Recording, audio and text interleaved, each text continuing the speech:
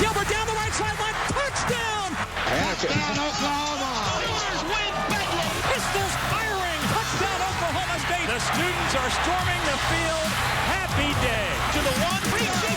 Touchdown, Sooners! Bedlam is over, and the Sooners have won it. Hands it off to Rowland, pushing his way into the end zone. It is good! And Oklahoma has defeated Oklahoma State. Fox Sports 1 College Football is presented by Cade Jewelers. And yes, 3 of the last 4 Bedlams have been decided in the final minutes. It may be that Oklahoma's dominated this series all time, and they've won 10 of the last 11. So on paper, they've dominated recently as well, but things much more interesting over the last few years for Mike Gundy and this Oklahoma State program as they've really come on as one of the Big 12 powers. That's what's made this season such a disappointment for that team. The guy that's been a part of 24 Bedlam games now. Bob Stoops in his 15 Bedlams, 12-3. Oklahoma State won the toss and deferred to the second half, so the Sooners will have it to begin. And Alex Ross, who's brought back 2 for touchdowns this year, takes a knee. And OU begins at the 25. Joey, give us 3 things we need to know. Well, quarterback Cody Thomas for Oklahoma hasn't needed to throw the ball the last couple of weeks, but today he's going to have to complete some passes to at least keep Oklahoma State's defense honest. He hasn't had to throw the ball because he's had a guy named Salvage, 640 yards and 8 touchdowns over the last 2 games. That's kind of good. Not bad. Last time I checked, yeah. Oklahoma State's defense, on the other hand, has given up a touchdown drive, touchdowns on the first 2 possessions over the last 4 games. They have to avoid that slow start if they want to stay in this football game. They're facing the Big 12's top rushing offense. They've struggled to stop the run lately. More than 200 yards per game allowed on the ground over the last 5 for the Cowboys. They've been one of the worst in the nation against the pass all year. So Cody Thomas and this offense break the huddle for the game's first play. They bring a jet sweep into the short side. It's Micaiah Quick, whose role is increased with the injury to Sterling Shepard. Angled out of bounds by Kevin Peterson and a first down gain of 8. Well, Joe, the offensive line for Oklahoma is the one that gets all the credit for blocking, but right there, Jerron Neal was the one who sprung that play, getting a great block from the slot. Everybody on this Oklahoma team needs to block if they're going to have success today. This is Samaje Perine. He's got a first down on his first carry, drags the defender across the 45. Ran for an FBS record 427 yards on 34 carries in his last game against Kansas. Samaje Perine, I love what Coach Josh Heupel said. He's the most physically and mentally mature young man I've seen come through here in a long time. He is a special, special freshman. Stretched out of downs from the 48 on Oklahoma's first possession. Back-to-back Perine touches. Steps out of the tackle, crosses midfield. Pulled down by Seth Jacobs after a pickup of about 3 for a guy at 243 pounds out of Pflugerville, Texas, who arrived as the number 4 running back for the Sooners. He had Ford, who was going to be the starter. Joe Mixon dismissed this season for off-the-field issues. Alex Ross was also ahead of Perine in the depth chart. But Perine taking advantage of the increased opportunities in a big way. Ross in motion, takes it on second down. Has Bell in front for a block for a first down inside the 35. Bumped out of bounds by Jordan Stearns after a gain of 17. Joe, again, Jerron Neal, number 5. You're going to see him right here in the slot. Does a great job of sealing that edge to allow Alex Ross to get to the outside. You see a lot of wide receivers. They don't want to get in there. They don't want to mix it up. Jerron Neal, twice now on this opening series, has done a great job not catching the ball but blocking. Into Oklahoma State territory from the 32. Perine back in the game at running back. And they'll give it to him. This time swallowed up, got maybe a yard. Josh Furman, the Michigan transfer, is in there first. Well, it's an Oklahoma team early on this season was throwing for more yards than it was running the ball. They've been a good running team all season, but since Trevor Knight has gone out with the injury, a remarkable split. almost exclusively on the ground over the last at least 6 quarters coming into this one. Well, yeah, there's a lot of things that go into that. Trevor Knight's injury, Sterling Shepard's injury, the weather in the last couple games. I mean, it was a monsoon against Kansas. Direct snap to Pirine. Huge hole off the left side. And Pirine sets up first down and goal. More of the same for the Sooners with a gaping hole for 27. Joe, this offensive line for Oklahoma, I said it at the start, I think they're the best in the country. Watch the size of this hole off the left side in between Aaron Ripkowski and left tackle Tyrus Thomas. I mean, heck, I could have run through that hole for at least maybe 5 or 6. And you give a guy like Salvage Pirine that much space, there's no stopping that. First down and goal from the 4. Aaron Ripkowski in at fullback. And he leads the way for Pirine. Like clockwork on the first drive. Dominant performance on the ground for a Sooner touchdown.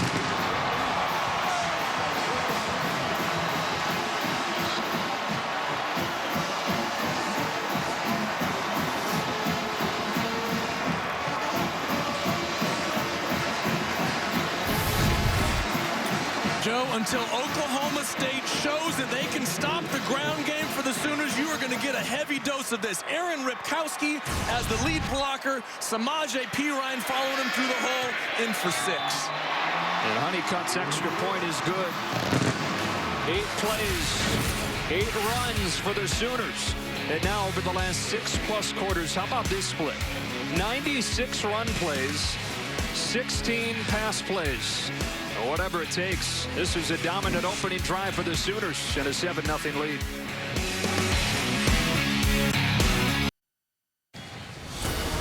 A lot of great running backs in the history of this program. Steve Owens, Billy Vessels, Billy Sims, how about DeMarco Murray?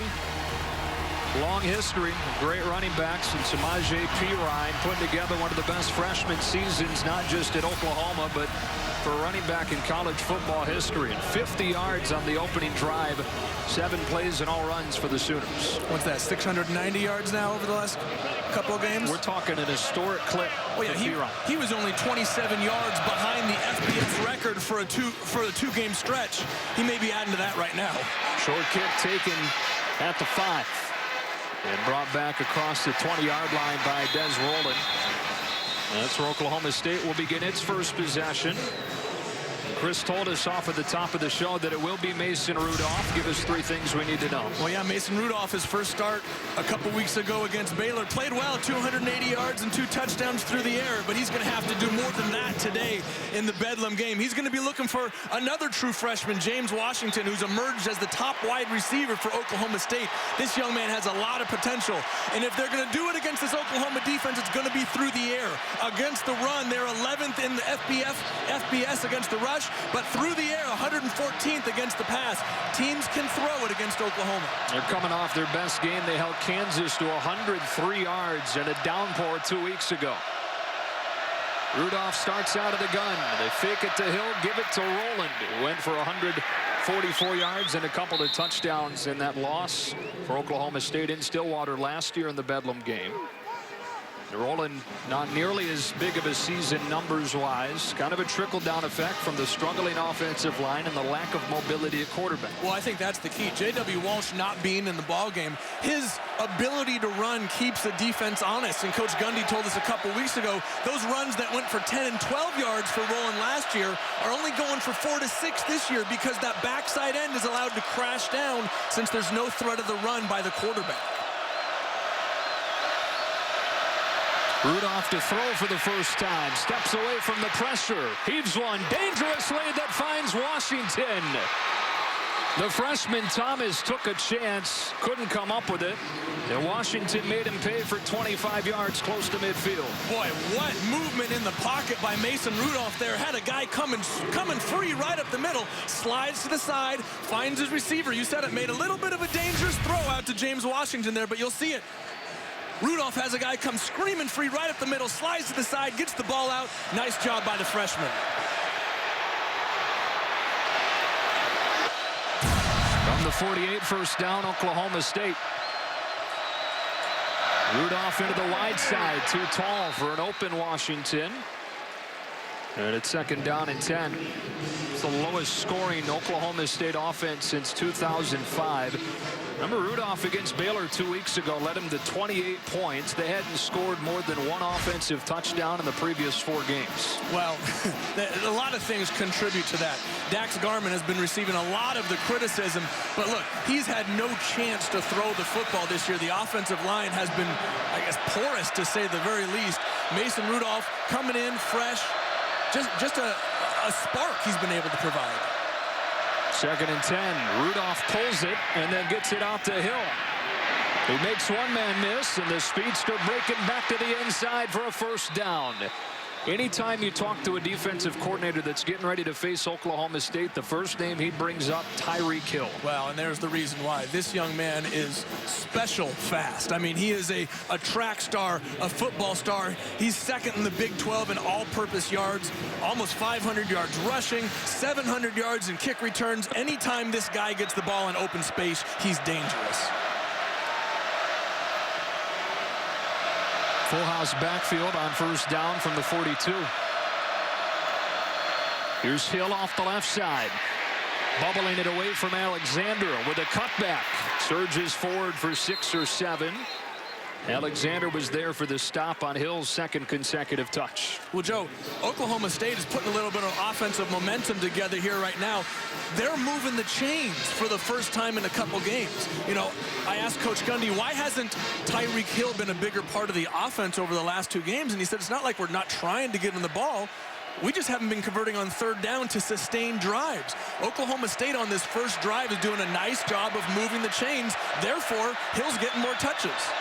Hill's deployed out to the near side with one-on-one against Sanchez. They roll a safety over the top, and Rudolph will hand it off to Roland, who's got a hole for a 1st down. Over the left side of that offensive line that's been patchwork, and in that Baylor game 2 weeks ago, all kinds of changes up front, trying to find the right combination. Well, I think Zachary Crabtree coming back at right tackle has really been the key, or at least was the key in the Baylor game. With Crabtree coming back at tackle, they were able to move Grisby and Wilson back to guards. You mentioned it, they've been moving people all over the place on that offensive line, but I think getting Crabtree back has been the key. From the 29, they fake to Glidden. Rudolph has a man over the middle. 1st down and goal. It's Jeremy Seaton, the junior, with his 7th catch of the season for 26 yards. And the fake opened the middle of the field. Joe, Mason Rudolph pumped out to the right side, got the defense to slide, and you said it, found Seaton right up the middle. Des Roland down to the 1, stopped by Alexander, 2nd and goal.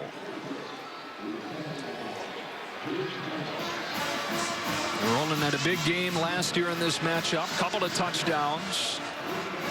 He had 144 yards.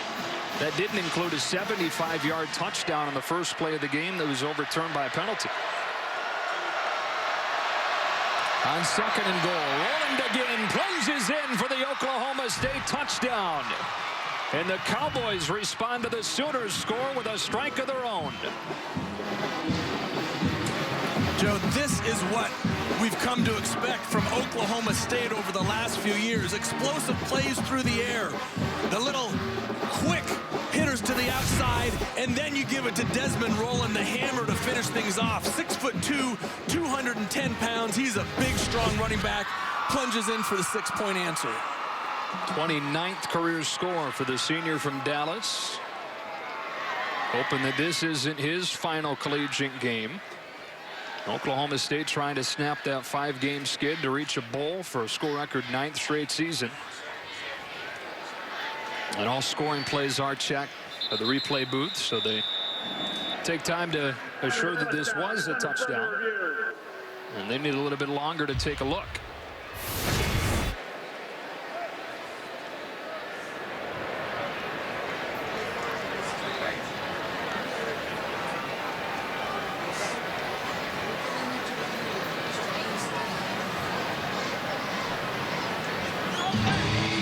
See anything there that would overturn that call, Joe. Remember, the tip of the football only has to touch the first part of that white goal line. And from that view there, I don't see anything that could change it. And the call on the field is a touchdown, so it need to be beyond a shadow of a doubt that it wasn't in order to overturn it. I think you may hear that this one's confirmed. Yeah. Versus just stands, which would mean they didn't have enough evidence to overturn it.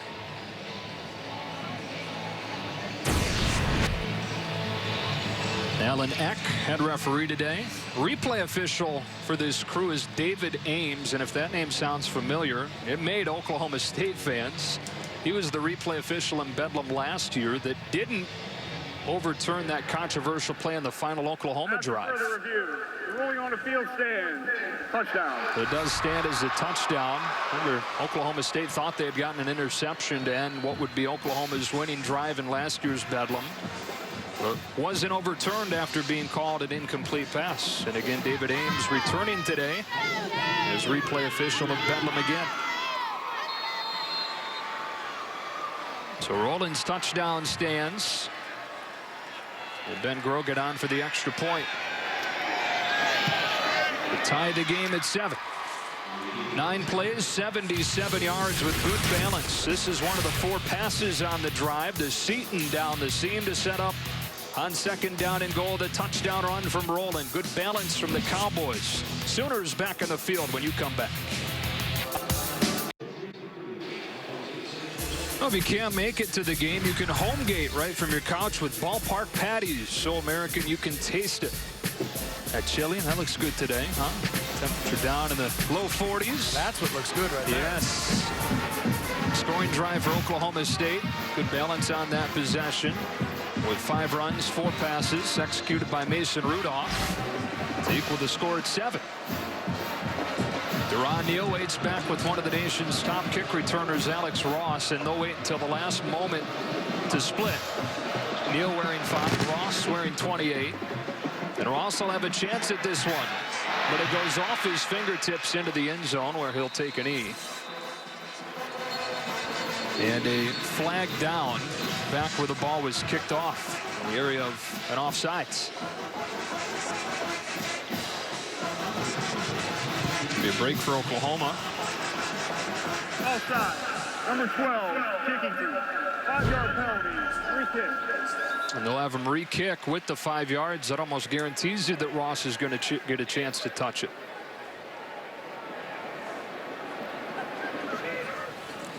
Well, before they get those special teams units back on the field, let's take a look at our keys of the game, brought to you by K Jewelers. Well, Joe, you'd think I wrote these after seeing each drive.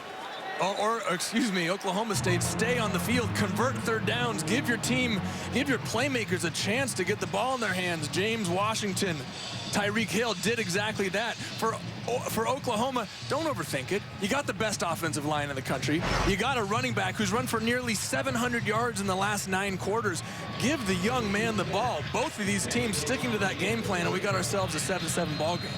Well, Mike Gundy telling us this week, Joey, that a lot of what they did as far as kickoffs would depend on the win. They don't just want to concede the 35-yard line or so by pooching it down there. See what they do here. They do let Smith try to drive it deep, and it will be Ross from the 2. Ross tripped up crossing the 25, and so with that penalty, they wind up gaining about a yard, and we'll start from the 26. This Oklahoma State defense, led by Glenn Spencer, takes the field again. We talked about it off of the top. They've been so bad early in games and have found themselves in holes because of it. They give up a touchdown drive to begin. What do they do? Drive 2. You're asking me? Well, I don't know. I mean, the way they looked on that last drive, you'd think that Oklahoma's just going to continue to run the football at them. They need Emmanuel Ogbah. They need James Castleman. They need Ofa Hautau, Jimmy Bean. They need him to reestablish the line of scrimmage into that Oklahoma backfield. 8th Oklahoma play is the first pass, and it's Sterling Shepard with his first offensive touch since the first play of the Iowa State game back on November 1st when he injured his groin and comes up limp again. Yeah, exactly. He looks like he's done it again. It's so tough for a wide receiver or a DB, somebody who relies on their ability to move explosively laterally, to come back and play on a groin, hamstring, quad, some sort of leg injury at less than 100%. You hate to see a guy like Sterling Shepard, who's had such a fantastic year, struggle down the stretch like this. Gave him 4, 2nd down and 6. And Pirine into the short side. Good penetration this time from the Cowboy defense, with Emmanuel Ogbah getting the stop to make it 3rd down. Well, Joe, and that's exactly what Oklahoma State has to do. They have to push the line of scrimmage into the Oklahoma backfield. This front four for Oklahoma State has to be the stars of the football game today. We need to hear the names James Castleman and Jimmy Bean and Emmanuel Ogbah, Ofa Hautau, if Oklahoma State is going to stop this Oklahoma running game. There's Shepard, who came out after catching that bubble screen. And without him, Oklahoma really doesn't have a dangerous threat on the outside. First 3rd down that either team has faced today. Thomas slips a screen to Micaiah Quick, who's shut down for a loss by Larry Stevens. He lost 2, and Oklahoma will bring the punt team onto the field. Right now, it's time for a Lowe's Never Stop Improving Game Break with Greg Wolf. All right, number 3, TCU. Last chance to impress the committee for college football's Final Four, taking on Iowa State. Trevon Boykin impressed. Passed for a career-high 460 yards, even caught a touchdown. So the Big 12 not designating a champion through a tiebreaker means TCU earns at least a share of the Big 12 title. Back to the birthday boy, Joe Davis and Joey Harrington. Thanks, Greg, as Tyreek Hill comes up and makes a fair catch at the 40 on a 33-yard punt from Jed Barnett. And Mason Rudolph in this offense ready to take the field again. An impressive drive to score their first time out. A 7-7 game in the 109th Bedlam.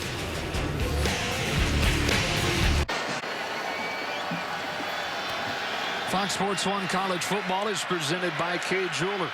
Joe Davis, Joey Harrington, Chris Budden. Back in Norman, Oklahoma.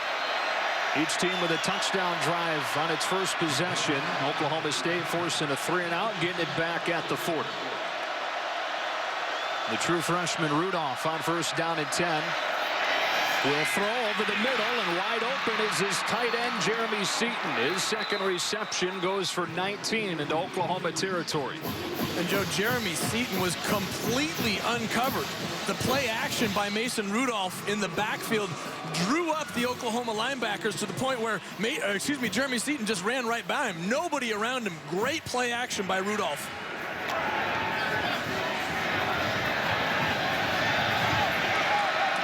Started 4 of 5 here in his second start.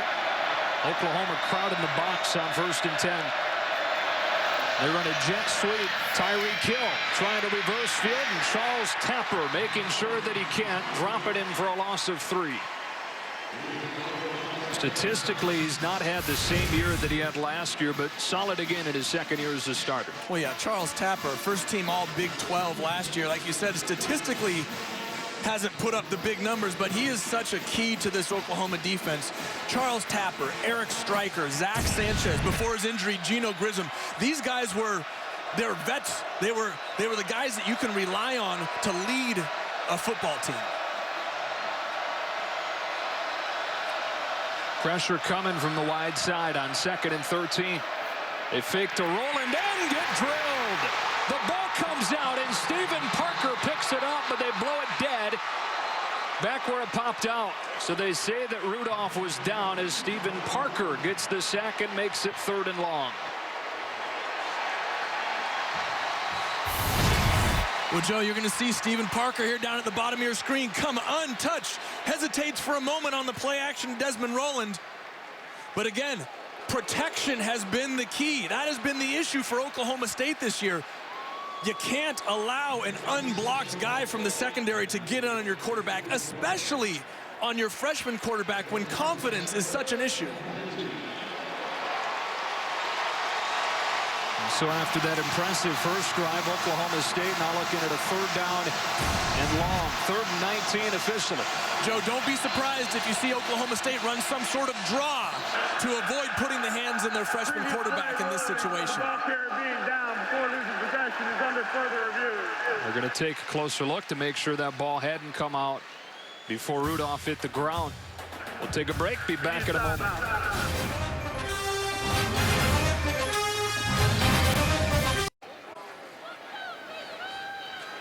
Well, they've said the call stands. We talked with our rules expert, Mike Pereira, during the break back in L.A., and he points out that left elbow does hit the ground first. Had they ruled it a fumble, Oklahoma would have gotten it because there is a clear recovery. But again, the call stands, and it'll be 3rd and 19. This Oklahoma State offense over the last few years has been the best in the Big 12 at protecting the quarterback, one of the best in the country. This year, one of the worst, giving up more than 3 sacks a game as they've had that revolving door up front, trying to find the right combination of offensive linemen. 3rd down 19 for the Cowboys. They fake it to Rowland. And they'll take a shot into double coverage, incomplete. Over the head of James Washington, and it's 4th down and long.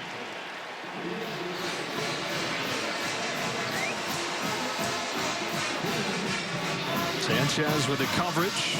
So both offenses, after touchdown drives to start, get shut down in their ensuing possessions.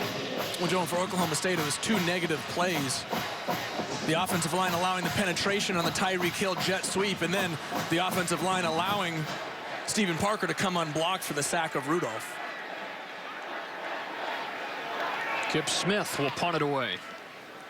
Oklahoma, a couple of special teams touchdowns in last year's meeting. Zach Sanchez back to make a fair catch on a punt of 37 yards.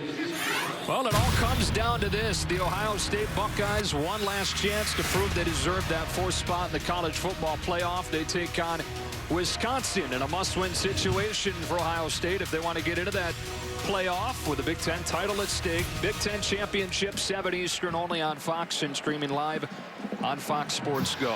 Where do you think the Buckeyes fall into that picture? I don't think they fall into that picture. You don't? Okay. I think at the start of the year, the committee says key injuries will play into our decision. Frankly, Ohio State is not the same team. I don't care how well the quarterback plays. They're not the same team without J.T. Barrett. Drive starts from the 15. Jet sweep to Ross. Penetration again, blew up the play. And then he got stuck at the line of scrimmage by Seth Jacobs. It's checking with Chris Button. Quick update on Sterling Shepard. He's on the sidelines without his helmet. Actually put his helmet underneath the bench at the very end. He did not meet with any trainers, but he's had this dejected look. A lot of the players coming up, giving him a pat on the back. You know, the coaches told us the problem with his groin injury is he never knows how far it can go until he starts going with full speed. Yeah, Chris, such a finicky thing, the groin injury, and he's dealt with it for more than a month now. P. Ryan moves into the backfield. Blake Bell there as well. And Bell, the lead blocker for a P. Ryan run that gets no further than the line of scrimmage. And that front for Oklahoma State that you've talked about is the key today. Getting the job done right now. Well, you see him, Emmanuel Ogbah and James Castleman getting in and making the stop. You mentioned Blake Bell. Had Samaje Perine simply followed the lead block of his big tight end, he had a hole. Instead, tries to cut it back and runs it right into number 38, Emmanuel Ogbah. Keith Ford checks in on 3rd down and long.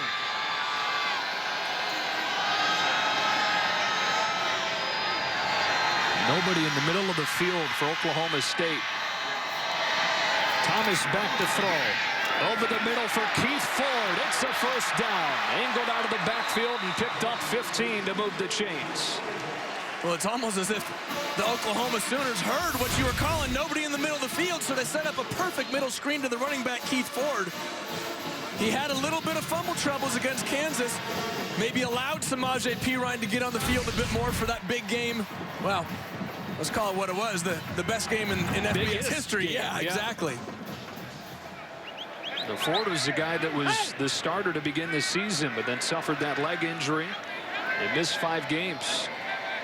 From the 32, high snap pulled down, and here is Ford getting tripped up with a backside pursuit from Seth Jacobs. Sophomore from California, won the job during fall camp, has played well for this OK State defense. Group that had 7 new starters this year. Close to 80% of last year's tackles graduated. 2nd down and 10.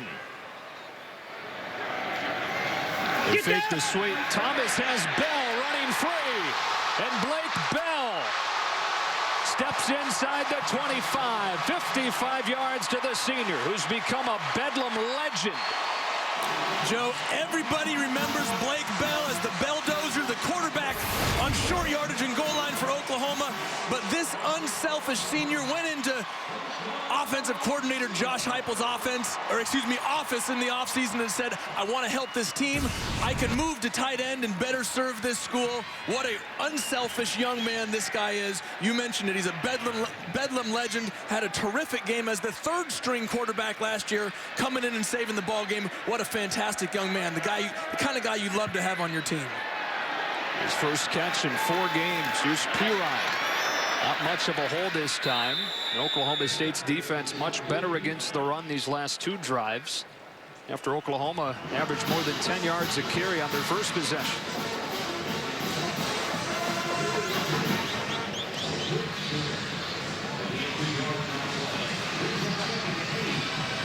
Bell back in the game. You mentioned that drive he led him on last year to win the game. Remember 2 years ago, last time Bedlam was played here in Norman, he came in as the belldozer with 4 seconds left on a 4th down and goal, or 4th down and 1 from the 4-yard line, and crashed in to send the game into overtime, game which they later won.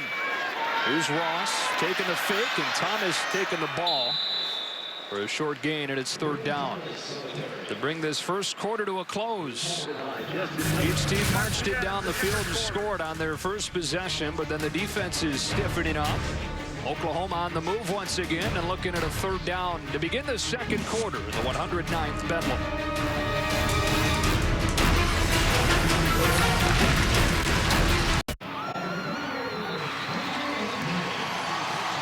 During that first quarter break, Oklahoma honoring United States Navy Rear Admiral Doug McClain as the Patriot of the game.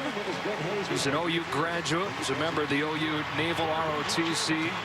He's assisted in raising funds to help build the USS Oklahoma Memorial that's now on Ford Island at Pearl Harbor. Toby Keith there as well, presented him with that jersey. Honorary Oklahoma guy. Crowd getting up in support of those 2 guys. Start of the second quarter back here in Norman in a 7-7 game. And we'll begin this quarter with a big 3rd down for the Oklahoma offense. Cody Thomas has completed all 3 of his passes so far. Oklahoma marched down the field with 7 run plays to begin for a touchdown, but Oklahoma State's defense is sharpened up over the final few minutes of that first quarter. 3rd down and 6.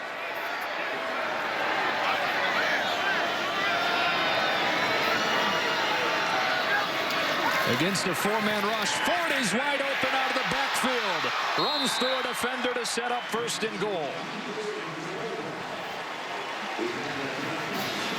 Second reception for the sophomore. Moves it down to the 6.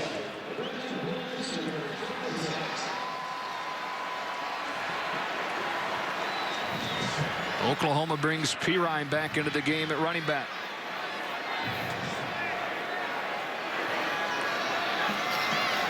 Off the left side, Jacobs was there with a penetration coming from Castleman. 2nd down and goal. Oklahoma in the red zone this season, 6th in the Big 12. As far as touchdown percentage, they're the best in the Big 12. Red zone numbers can get skewed when you just look at the general scoring percentage. Talk to any offensive coordinator, they want to know what the touchdown percentage is. And for the Sooners, it's the best in the conference. Helps when you've got a punishing ground game. They go to on a fake and throw into the end zone, too tall for Smallwood, but a flag came out.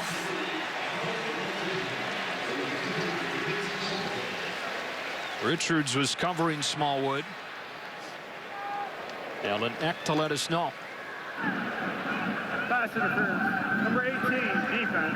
The foul occurred in the end zone. Ball will be placed at the 2-yard line. 1st down. Joe Ramon Richards, a freshman who was forced into action with the injury to Ashton Lampkins, really got picked on to start the season, but has played very well over the last couple of weeks. 2 interceptions over the last 3 games. That time just got caught, his hand caught with the cookie jar right there. Yeah. So 1st down and goal again.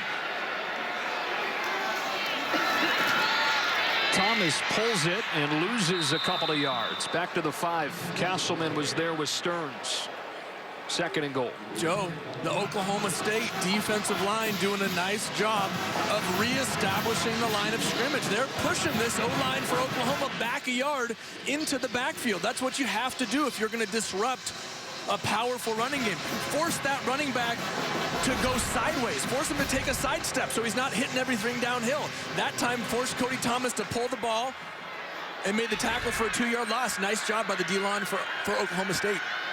Couple of tight ends in the game. Bell lined up to the right of the formation. Flowers attached to the left. Pirine. And again, Jacobs is there to plug the hole. It's 3rd down and goal.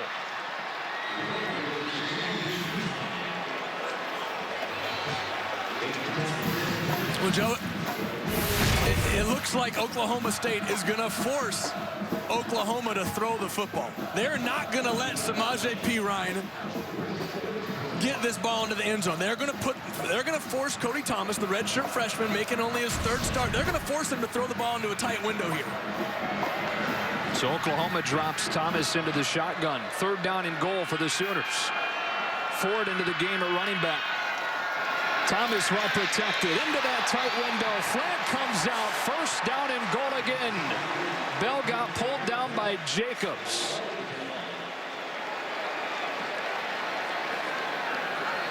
Pass interference, number 10, defense.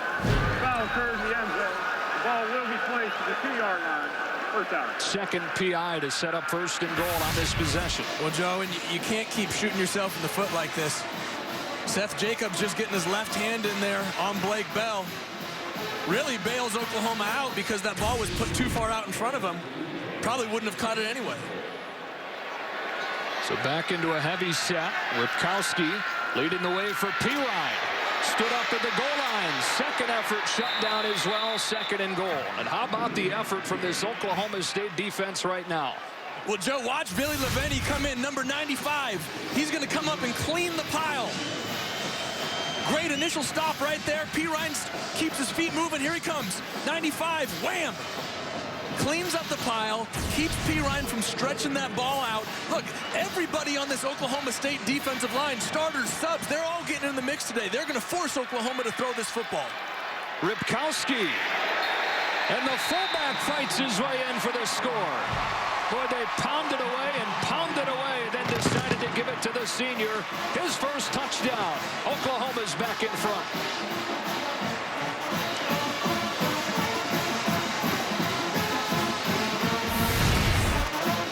Joe, why not reward the senior?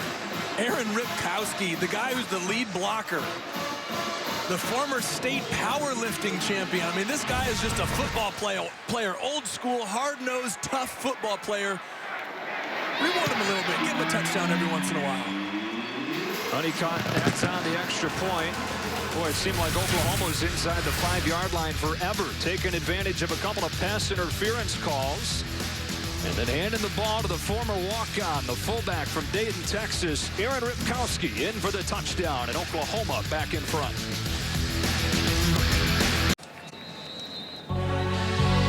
Back here in Norman, it's December, so it is in the low 40s.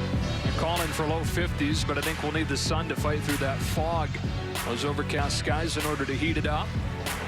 It feels how it should in early December for Bedlam. The 109th meeting between these programs, and Aaron Ripkowski, senior fullback, plunges in for the touchdown to put the Sooners back in front.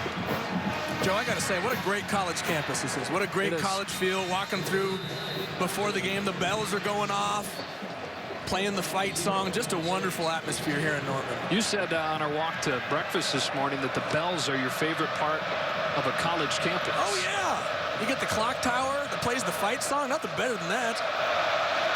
Hodgson, who's 2nd in the country in touchback percentage, moves Hill into the end zone and collects another. Well, it's been quite the quarterback carousel for Oklahoma State. Really the last few years. They had that stability with Brandon Weeden as the starter in 2010, 2011. Took him to the Fiesta Bowl. 2012, Wes Lunt began the season, but then wound up splitting time with Clint Chelf and J.W. Walsh. Lunt was banged up, lost his job, transferred to Illinois. Chelf Started games in both 12 and 13, splitting time with J.W. Walsh, who won the job at a camp this year, but then was injured week 2. Opening the door for Dax Garman, who won his first 4, then lost his next 4. Suffered a concussion against Texas. Opening the door for Mason Rudolph, who made his first career start against Baylor 2 weeks ago. And in his second career start here in Bedlam. Starts this drive trying to take advantage of one-on-one and threw that one out of bounds, looking Brandon Shepard's way. Defended by Ahmad Thomas. And Joe, Mason Rudolph under pressure there because Tyreek Hill simply ran by the unblocked defender. He's got to get that block in the backfield and give Mason Rudolph a chance. They're going to get a false start. Oklahoma State was hustling with Oklahoma. Number 60, offense, 5-yard penalty. Second down. Oklahoma's scrambling, trying to get back to the line and hurrying. Went a little bit too fast. And they get flagged. Joe, let's go back to this last play. You're going to see Tyreek Hill coming in here. And pardon me, this is the penalty on the right tackle here. Zachary Crabtree. Just a quick little movement. Even a subtle movement's a penalty. 4th one on Oklahoma State. And Crabtree, the guy that returned into that starting lineup against Baylor after missing most of the last 5 games with an ankle injury. The play clock winding down. Oklahoma State has to use a timeout. Timeout. Oklahoma State. Their first charge of the half. We'll take the break with them. It'll be 2nd down and 15 when you come back.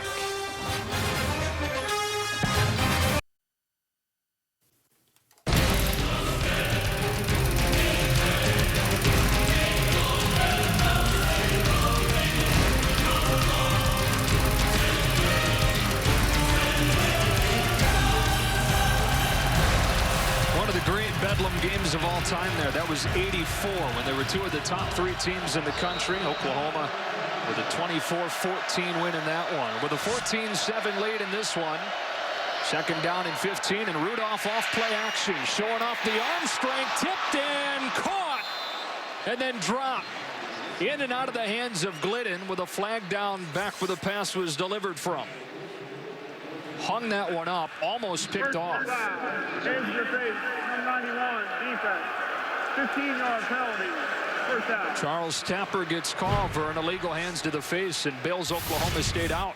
Well, Joe, Mason Rudolph tries to drop the ball right over the top of Stephen Parker. Nearly does it, and David Glidden still almost makes the catch. But here is going to be the hands to the face. 91 just pushing his way through Michael Wilson there. That's the definition of the penalty. Hands right in his face, pushing his face mask backwards. Pretty easy one to see. Sorry, Joey. First Sooners penalty today. And instead of 3rd down and 15, 1st down and 10 from the 35. They fake it to Rowland. Into the short side, they go for Shepard, close to a 1st down against Jordan Thomas. 2nd leading receiver for the Cowboys, having a career year at only 15 catches over his first 2 seasons combined. That's catch number 28 here in 2014. And Joe, I like what Brandon Shepard did on that route. Instead of stopping, he came back towards the ball and cut off the angle of the Oklahoma defender. You know, that makes it so much easier for a quarterback knowing that your receivers are going to come back and make a play on the ball as opposed to waiting for it to get to them. Here's Rowland with a seam. And Des Rowland runs through a defender for a 1st down to the 41. 14 yards for the senior from Dallas, who has the Oklahoma State touchdown in this game. And Joe, that's what's been missing from the Oklahoma State ground game this year, those explosive runs. You see them right there. Number 75, Chris Grisby, driving the defensive lineman out of the way. And Desmond Rowland at 6'2", 210 pounds, just gets going downhill.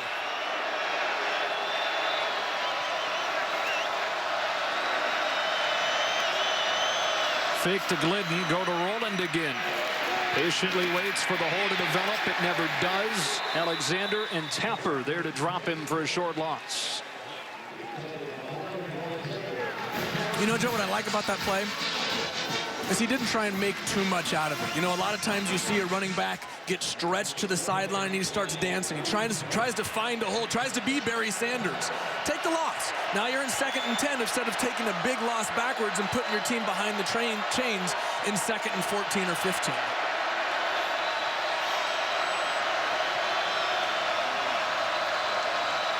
Hill coming in motion. They'll swing it to him. Tyreek Hill spinning his way across the 40. Short gain.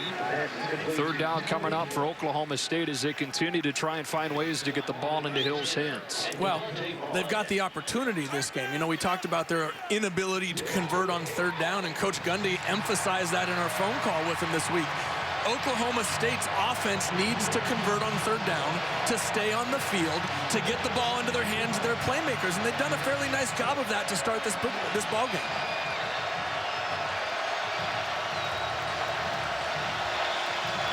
Third down and 8.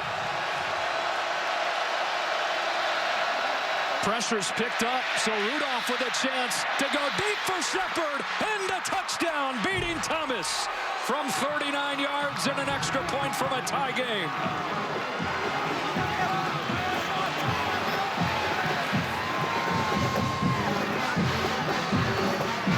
That offensive line that struggled so much picked up the blitz. That's right. And Mason Rudolph sat in there under the pressure. Look at this. Anticipates the throw. You don't see many freshmen anticipate throws like that. They wait for their wide receiver to make the break and often throw it late. That time, Mason Rudolph puts the ball out in front of his wide receiver, Shepard, who runs under it for a touchdown. Nice job by the freshman in the pocket. Extra point from Grogan ties the game at 14. A 6-play, 75-yard drive, and on third down and 8, the freshman hitting the junior from St. Louis who beat Thomas for the score. And we're tied again in the 109th Bedlam.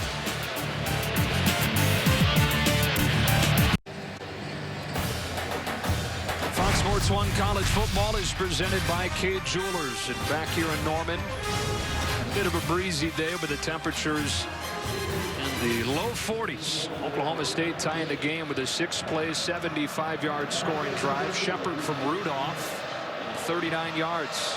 His freshman's look pretty sharp once again. Yes, he has, Joe. Gibbs Smith, this time going into the wind, chips it, and Ross bringing it back from the 14. Ross slipping free across the 45. 33-yard return in Oklahoma. Great field position. Time for a game break. Here's Greg Wolf. All right, let's go to the Georgia Dome. The SEC Championship, a win and you're in for #1 Alabama. 10-play, 68-yard opening drive. TJ Yeldon caps it off. The Tide lead Mizzou 7-0 in the first. Joey, back to you. All right, Greg, and yeah, you said it. Alabama wins, and they're in the playoff without a doubt. Oklahoma trying to win their 3rd consecutive game to finish the regular season. Perhaps boost that bowl standing. They start this drive from the 45.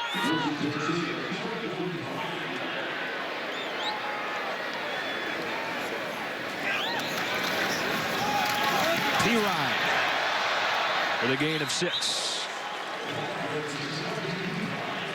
This Oklahoma offense leading the Big 12 in rushing, leading the country in rushing in the month of November as we look at our Lincoln Wish List sales event stat comparison. And the Oklahoma State defense over the last 5 games giving up more than 200 a game on the ground. Not necessarily the best way to be coming in against a running back like Samaje Perine and an offensive line like Oklahoma. Trying to get outside here, and Ogba showing good quickness, slowing Perine up and allowing Simmons to drag him down with a flag down.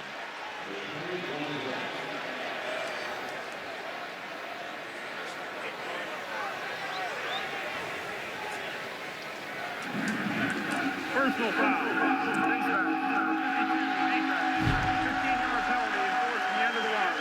First down. So instead of a 3rd down and 6 or 7, this one moves the chains. Well, Joe, you're going to see Ogba here just reaching in. Oh, excuse me. Number 52, Ryan Simmons, getting in on the face mask of Perine there. Ogba was the one who stretched the play out to the side. At 6'4", 270 pounds, this guy is the prototypical NFL defensive end. He's strong, he's fast, and he stretched that all the way out for his linebacker to clean up. Just got a little bit of the face mask there at the end. Keith Ford comes back in. He's been an important piece of this offense out of the backfield, catching the football so far in this game. He gets it in the ground on first down. Ripkowski with a block to spring him outside. Stays on his feet, close to a first down, and they spawn him with enough on a gain of 11. Joe, Aaron Ripkowski absolutely flat-backed the Oklahoma State defender, clearing the way for Keith Ford. Watch this. Number 48 just dropping Stevens, paving a way for Keith Ford to get in there. Aaron Ripkowski, the fullback, never gets the credit, but this guy is as big a key to this Oklahoma rushing attack as anybody. Neal comes in motion. Looks like a trick play, and it is. K.J. Young across the 15. And once again, Ripkowski out in front with a block. This guy is everywhere, Joe. I'm telling you, they line him up in the backfield. They put him on the line of scrimmage as a tight end. You're going to see 48 right here. Ripkowski come in up to the line of scrimmage, peel around, and gets the lead block. Out in front of K.J. Young, Aaron Ripkowski, the senior, just awarded the Don Key, the Don Key Award winner for the most inspirational Oklahoma walk-on. Has earned a scholarship, but this guy is the type of player you build a team around. First down from the 14, back to Pirine, who powers his way inside the 10. Got 5. It'll be 2nd and 5. So Ford goes out, Pirine comes in. And 50 yards on that opening drive, but Oklahoma State has quieted him since. Still, though, best 3-game stretch in Oklahoma history for a running back. Passes a guy named Billy Sims for the best 3-game stretch in OU history. Yeah, not too bad. And that 3 games still hasn't. We haven't completed that 3rd game. You know, we're only a couple minutes into this 2nd quarter here. There's still a lot of ball game left for that record. 6th consecutive run produces a touchdown in an Oklahoma lead. Once again, back to the ground. And that offensive line and the fullback Ripkowski blowing up the hole for Pirine.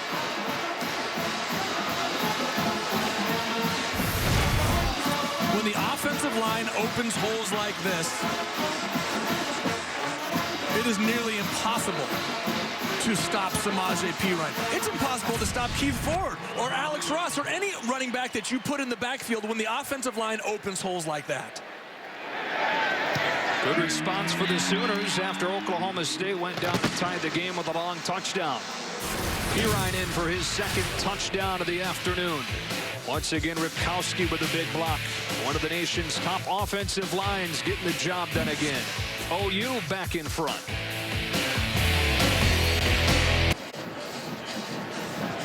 '98th straight sellout here at Memorial Stadium. That corresponds with the start of the Bob Stoops era. The Sooners schooner taking the field. Many great traditions here at OU. One of college football's traditional powers trying to cap the regular season with 3 straight wins.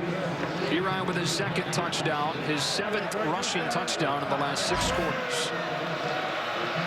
Tyreek Hill goes back for this kickoff for Nick Hodgson, 2nd in the country in touchback percentage.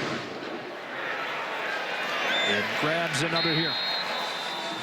Well, tonight the UFC returns to Fox Sports 1. UFC 181 prelims featuring a full slate of bouts, including 3rd-ranked Uriah Faber taking on 11th-ranked Francisco Rivera, with the action starting at 7 Eastern, only on Fox Sports 1. That streams live as well on Fox Sports Go. So Oklahoma State's offense back to the field at the 25-yard line.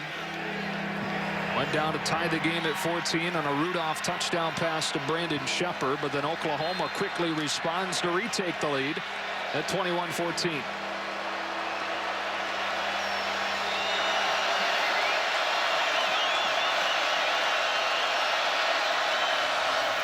Roland bounces off initial contact, gets 3.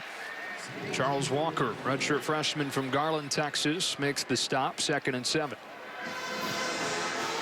How about Mason Rudolph, first Oklahoma State true freshman quarterback to start Bedlam since 1992 when Gary Porter did it. Prior to that, Mike Gundy, his head coach, the last freshman, or true freshman at least, to start in this game. 1986 was a 19-0 loss for Mike Gundy's Cowboys. 2nd and 7. Into the short side, Washington couldn't hang on. That popped out of there by Sanchez, 3rd down. In 2001 as well, you won't see on this list, but he had Josh Fields come off of the bench and lead Oklahoma State to a win, an upset win. Cowboys come into this game a 3-touchdown underdog for the first time since that 0-1 game, which they won with a freshman Fields leading the way at quarterback. I remember that 0-1 game, Joe. Yeah, that one helped me out a little bit. Yeah.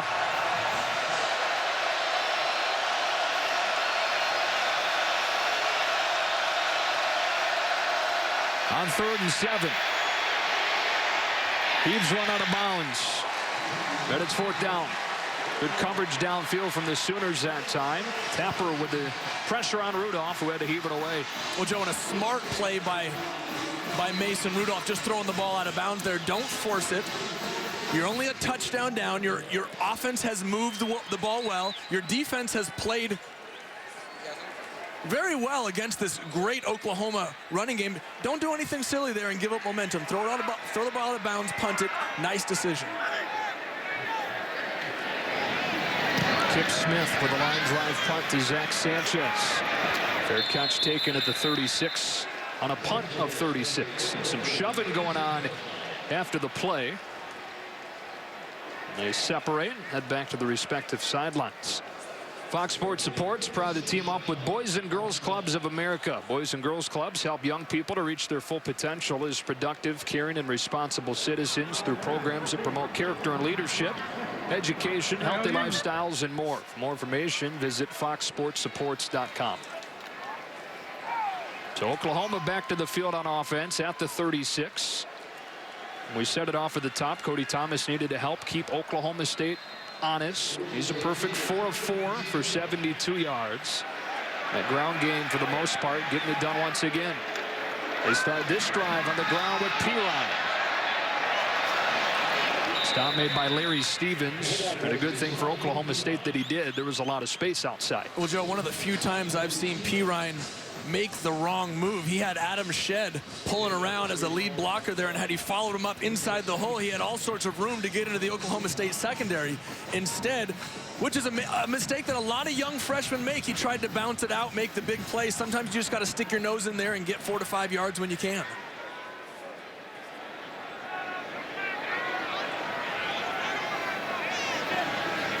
On 2nd and 7.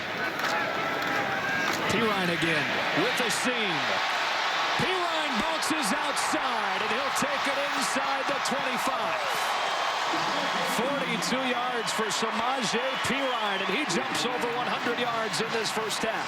Well, Joe, last play, Pirine didn't follow Shedd. This time he does. You're going to see big 74 pulling around, just flat backing the defender for Oklahoma State, opening up a huge hole for Pirine to get through into the secondary. Follow your big boys. They're going to take you to the promised land. Good job by Pirine sitting in behind the block and then exploding for the huge play down the field. He gets a break. Ford back in. And off play action. Bell with a one-handed catch. First down and goal, Oklahoma.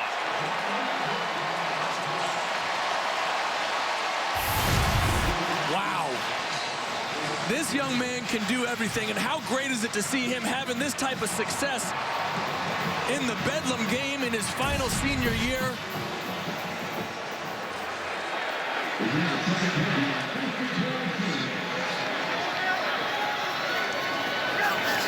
Ripkowski, the lead blocker for Ford, who slipped and fell inside the 5. Ramon Richards there to make sure he got no further. 2nd and goal. Joe, we were talking about it before the game. Blake Bell, for me, has kind of a Tim Tebow feel in that he's been the face of this Oklahoma Sooners team for a few years now. He was the cult follower. You know, you knew the belldozer when he came in the short yardage. He's had a great career as a quarterback, 12 touchdowns passing, 24 rushing, but he does everything, asking him to move to tight end. You know, Oklahoma is going to miss him when he graduates this year. Pirine into the arms of Castleman. And 3rd down and goal coming up. Oklahoma State again, once backed into its own 5. Doing a nice job of standing tall. Now let's see what they do on 3rd and goal, because the last time the Sooners got down here, they drew a couple of pass interference calls. Well, yeah, you give Oklahoma enough chances, they're going to pound it into the end zone.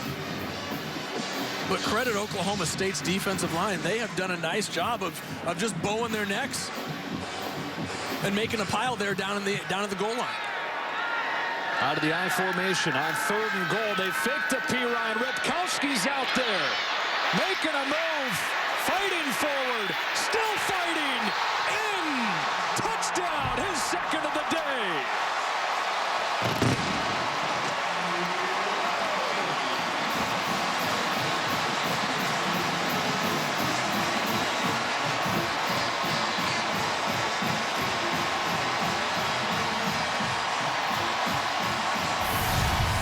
Day for Aaron Ripkowski. Earlier with the touchdown rush, now with the touchdown catch. Oh, tuck that ball away, young man.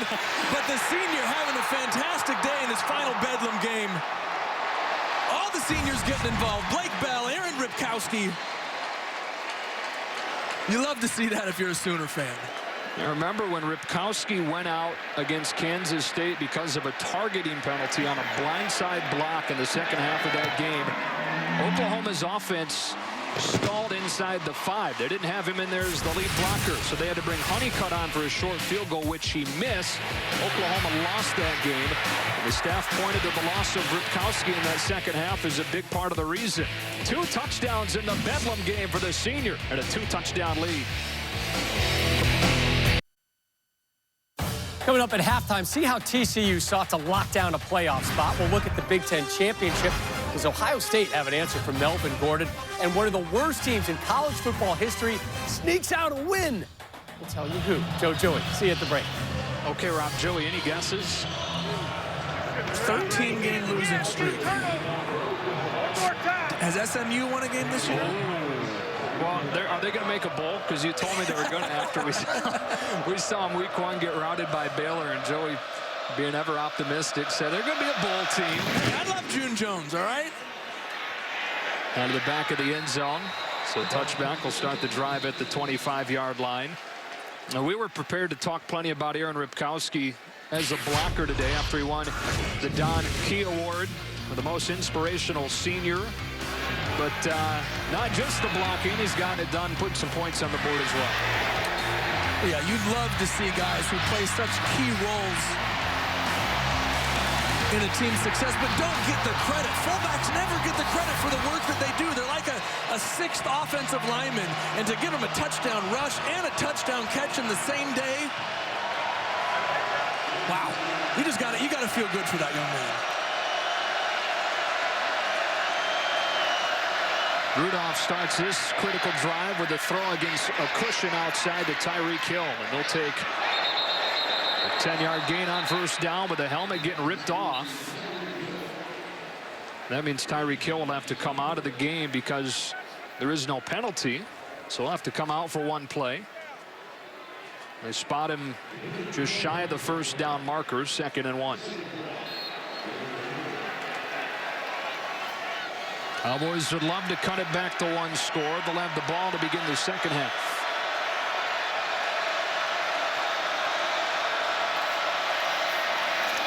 Rolling into the teeth of the defense to get a first down.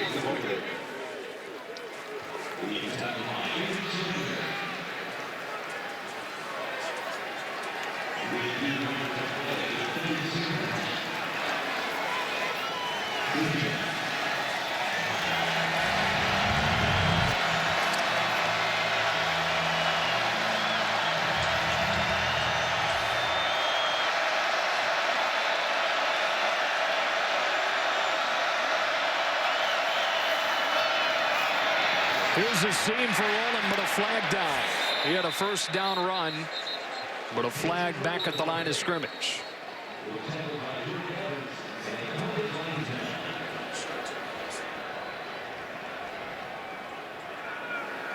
Holding, 60. But Mike, the ref on the mic on the ref's killing me today. Reverberation, jeez. Joan, you're going to see him right at the end. Number 60, Zachary Crabtree. You saw him just reach out and grab the foot. Chuka and Dulaway, yeah. Too bad, too, because Desmond Rowland made a nice cut to get upfield for a big gain. Yeah, instead of a first down near midfield, it's first down and 20 back at the 26. They try to get a chunk of it back, and they do. recovering the yards lost on the penalty. Rowland takes the ball to the 36. Devontae Bond makes the tackle. 2nd and 10. Joe, I talked about Desmond Rowland's running style earlier when he didn't take a big loss. The last 2 plays, he simply puts his foot down and goes forward. I mean, you got to love that from a running back. He doesn't try and make the big hitter every time. He's the kind of guy who you can rely on for 3, 4, 5, 6 every time he carries the ball. Washington one-on-one. The defense rallies. Sanchez does a nice job to hold his ground. For the other Crimson shirts to rally around the ball. Got a few. 3rd down coming up for Oklahoma State with 1:12 left. And Joe, and that's kind of what I'm talking about right there. Sometimes you just got to put your head down and go forward. James Washington outside dances around, taps his feet, tries to find a hole for a big play. If he'd have put his head down and just run forward, he would have gotten 6 or 7 yards. Instead, he only gets 4, and now Oklahoma State is in 3rd and long. Are you surprised that Oklahoma State took a timeout here? No, I'm not. Okay, showing confidence. I do, yeah. I mean, I like the way that Mason Rudolph has been throwing the football. He's 10 of 15. He's thrown for 138 yards and a touchdown so far. Get the right call, because even if you don't get the 1st down, you're at the 40-yard line, and a good punt backs up Oklahoma. So I like the call to make, I like the call of the timeout to give yourself a chance to score before halftime. And it's not like the Sooners have been quick strike. They've been bludgeoning away, moving the ball on the ground. Although they would have and do have all 3 timeouts remaining. Good first half for Rudolph. 10 of 15 for 138 yards and a touchdown. No interceptions. Opposite styles in this game. Oklahoma State getting it done through the air. Oklahoma running the football with success. 3rd down and 6 for Oklahoma State.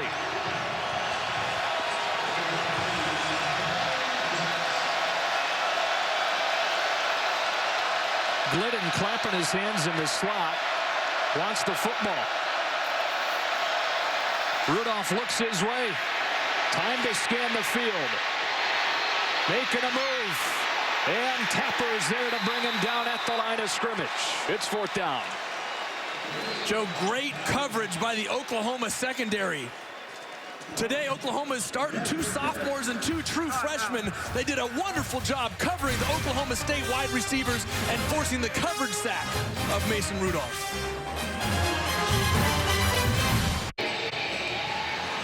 Fox Sports 1 College Football is presented by Cade Jewelers. This has been an entertaining first half. Oklahoma State Oklahoma back-to-back touchdowns after Oklahoma State had tied the game at 14. See if Oklahoma brings pressure here to try and get to this punt from Kip Smith. They back off and set up the return on a good high punt. They back Sanchez to the 15 with a fair catch. Well, it all comes down to this. Ohio State tonight taking on Wisconsin in the Big Ten Championship. Does a win put them into the playoff? At 7 o'clock Eastern on Fox, streaming live on Fox Sports Go. Cardale Jones making the start at quarterback for the Buckeyes against Melvin Gordon in that Wisconsin running game, and a stout defense for the Badgers. One heck of a matchup in Indy tonight with Gus Johnson, Charles Davis, Molly McGrath on the call. Joe, everybody in the country watching to see how Cardale Jones does for Ohio State. I mean, that could be the difference between them getting into the playoff. Is his performance and the committee's belief in him at quarterback. Pirine on 1st down, gets a couple. And again, Oklahoma has 2 timeouts. Looks like they may be content with this 2-touchdown lead. Pirine, another big half, 18 carries. 18 first half carries for Samaje Pirine, and he's gone for 123 in 2 scores. Joe, 640 yards over the last 2 games. I mean, the 427 was incredible enough, but he went for over 200 in the game before that. I mean, he is on pace to have an incredible 3-game stretch. Try to get outside here. Richards was there with Phillips to make sure that he couldn't. The clock ticking down, and these teams content with this 28-14 score. They'll let the clock run out on the first half of this Bedlam game. Back-to-back touchdowns for the Sooners to break a 14-14 tie. 28-14 Oklahoma. Now we send it to Rob Stone in Los Angeles.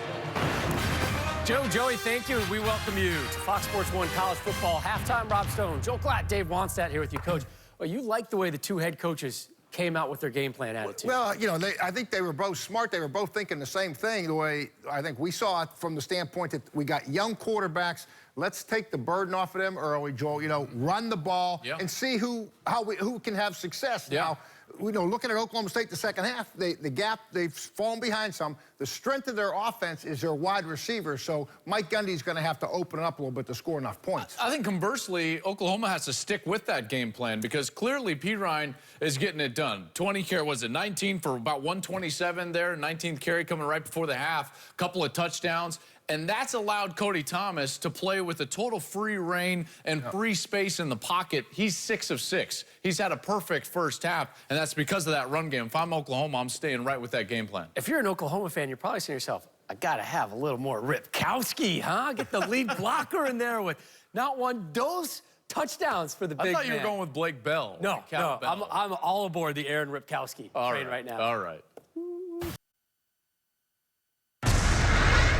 Disorder, chaos, a state of uproar.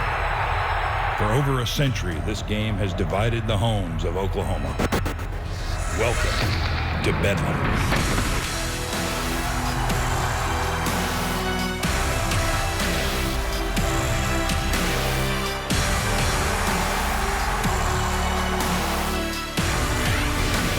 Sports 1 College Football is presented by Cade Jewelers. Barry Allen, not just a stat man, but a voiceover artist.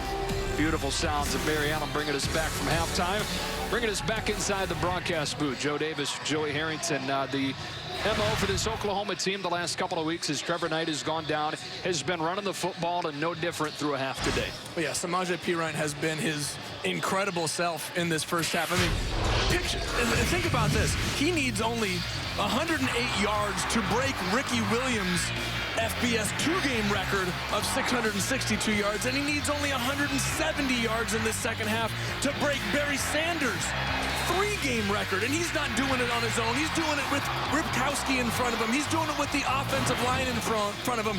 Everybody is getting involved in this Oklahoma running game. 36 plays for the Sooners, 30 of them were run plays. Meanwhile, Oklahoma State staying in the game behind their true freshman quarterback Mason Rudolph, who passed for 179 or 138 yards in that first half. There is Pirine.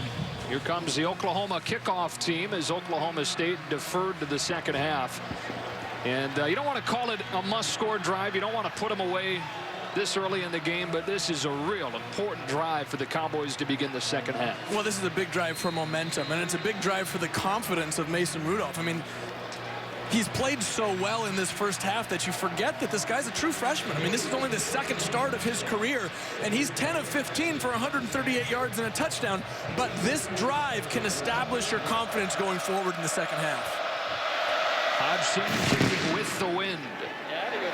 Gets a hold of this one as well, and Tyreek Hill frustratedly watches it bounce out of the back of the end zone. Check in with Chris Budden. Well, Joey, you talked about Mason Rudolph, and I talked to Coach Gundy about what he thought of his first half performance. He said he was pretty pleased. He did have some missed throws, but for the most part, he's happy with the way that his freshman has been managing the offense. He said on defense, the key to this second half is they can't miss tackles. He said coming into the game, we were really worried about this Oklahoma power run. They put up 180 yards on the ground. He said we can't miss tackles, can't give them any more opportunities with the penalties. Great stuff, Chris. Second half begins from the 25 in the fog here in Norman. And a jet sweep play to Tyreek Hill. Oklahoma was ready. Eric Stryker drops in for no gain. Joe, we haven't heard the name Eric Stryker very much today. Everybody's been getting involved for Oklahoma, but Eric Stryker, the mid-season All-American, the guy leads the team in tackles for loss and sacks. He's kind of that tweener in the NFL. He's a great outside linebacker in college. He's got the speed to be a good rush end, but we're going to have to wait and see what he does. He's a junior. Many are talking about him leaving early for the NFL draft next year. Only one senior starter on this Oklahoma defense today.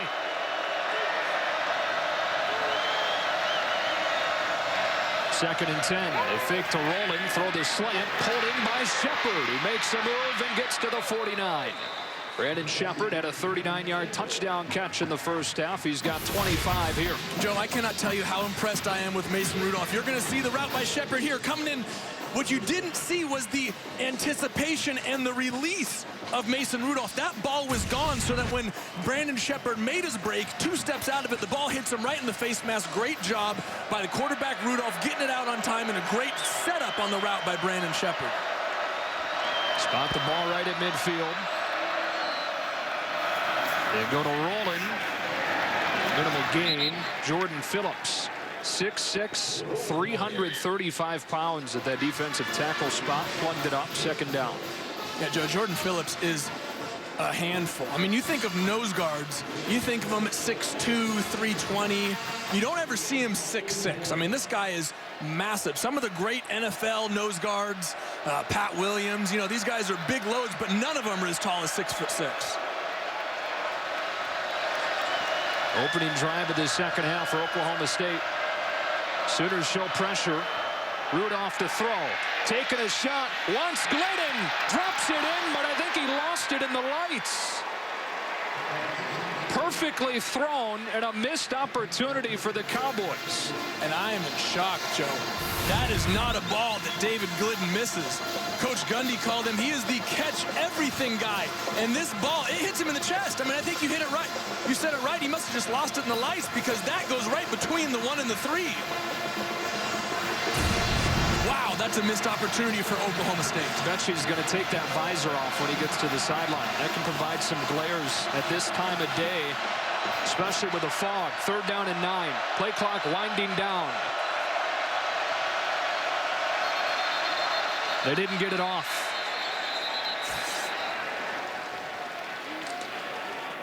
Delay game. Offense. 5-yard penalty. 3rd down. And Chris mentioned it. Coach Gundy spoke about it at halftime. Penalties hurting Oklahoma State. Now 8 of them for 50 yards today and a 3rd down and 14.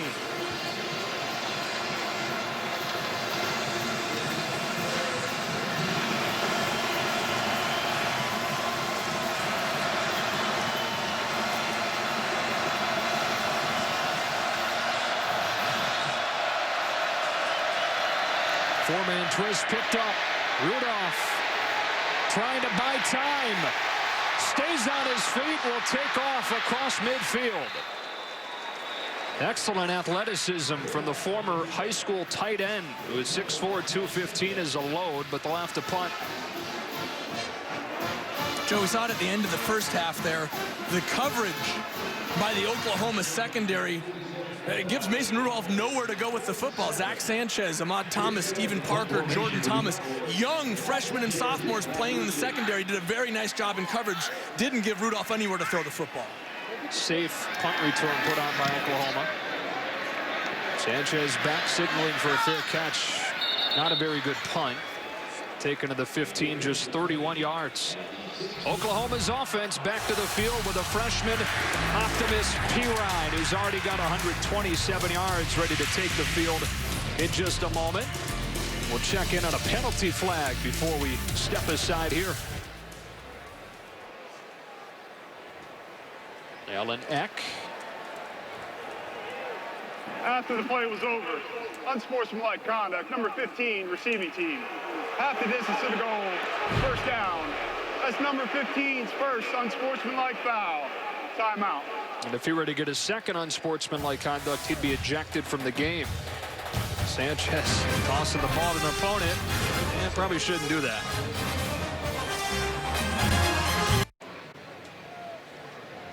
Well, almost half his rushing total for the season has come over the last 3 games that included the best game in FBS history, running for 427 in his last game and putting together a season along the likes of these former freshman running backs. A list of who's who that have had monster seasons. Rondane, my goodness, he looks like an O-lineman. Adrian Peterson, of course, in 2004. Samaje Perine 10 years later. They've made comparisons between the two as far as their physical abilities coming in the weight room and the way they've impressed during workouts. Perine starts his drive in the backfield. 1st and 10 from the 8. Look at the call. Great pace. Wait for that hole to develop, but Jimmy Bean grabbed the hold of him. He couldn't get away. Second down. Well, Joe, you said it. Great pace and great work ethic for Salvage Perine. Coach Bob Stoops told us when the older guys and the strength coach are talking about you when you're a freshman during summer workouts, you know you got a chance to be great. And that's exactly what was happening prior to this season. Is the older guys, the strength coaches, were noticing Perine in his workout and said, hey, coach, this guy's got a chance. And when he showed up on campus, Charles Tapper said he thought he was somebody's dad. Bubble screen to Jordan Smallwood. Popped out of bounds with a first down past the 20. Only the third catch of the season for the redshirt freshman from Jenks, Oklahoma, who Jay Norvell told us had a chance to play a role today. Well, yeah, someone's got to play the role of the receiver position vacated by Sterling Shepard. I mean, the majority of the balls had gone to Shepard all year, and for good reason. I mean, the guy was an All-American. I mean, he was on pace to have a Bolitnikoff Award type of season. His injury against Iowa State has opened up a hole for a lot of these young guys to take advantage of. Here's Perine. Castleman ran him down. Simmons finished him off.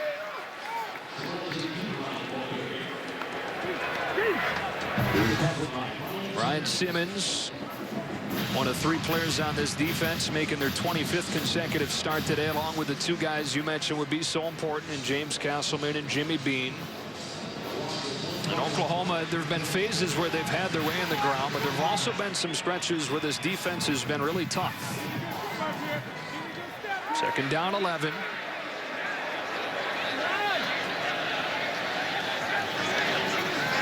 Thomas will throw it for 4. A couple of blockers in front.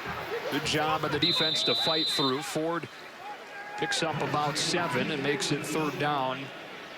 And about 5 coming up.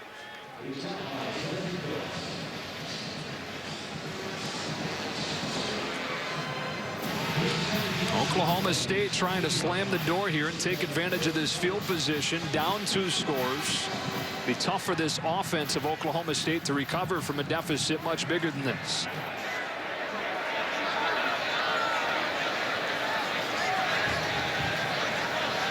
On 3rd and 4. It's Ford, and he will break out of a tackle to get a first down. They had him dropped for a loss, but Stevens couldn't hang on, and he converts on 3rd and 4. And, Joe, that is a huge 3rd down conversion. You said it. They had him pinned up in the backfield. Injury timeout. James Castleman has his hands on him, can't bring down Keith Ford. And Oklahoma moves the chains, keeping the ball in their hands, and more importantly, keeping the ball out of the hands of Mason Rudolph in this Oklahoma State offense that showed some promise on that first drive of the second half. Adam Shedd, the left guard, 4-year starter, getting looked at. We'll take a break. Fox Sports 1 College Football is presented by Kay Jewelers. Left guard Adam Shedd injured on that last play. Joe, you never like to see this, especially for a senior playing his last Bedlam game. Turn your eyes if you don't. Too late. If you're squeamish, yeah. You feel bad for a guy like that, but co-offensive coordinator Jay Norvell told us our O-line is strong, they're physical, and we have depth.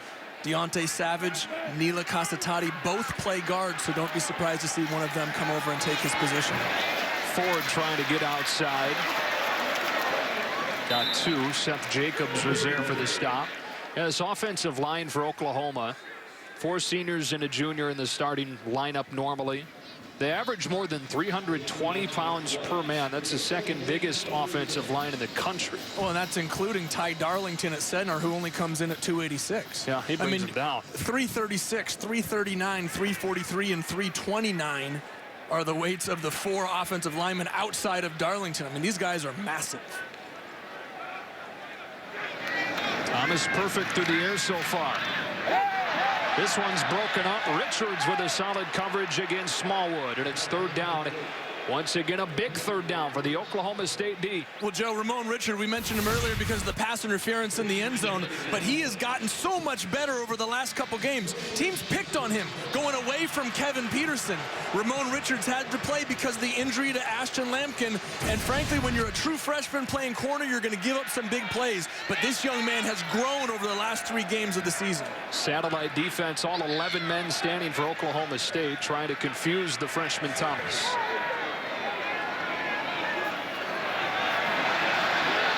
Play clock down to 1, and they've got to burn a timeout. Timeout. Oklahoma. Their first charge to have.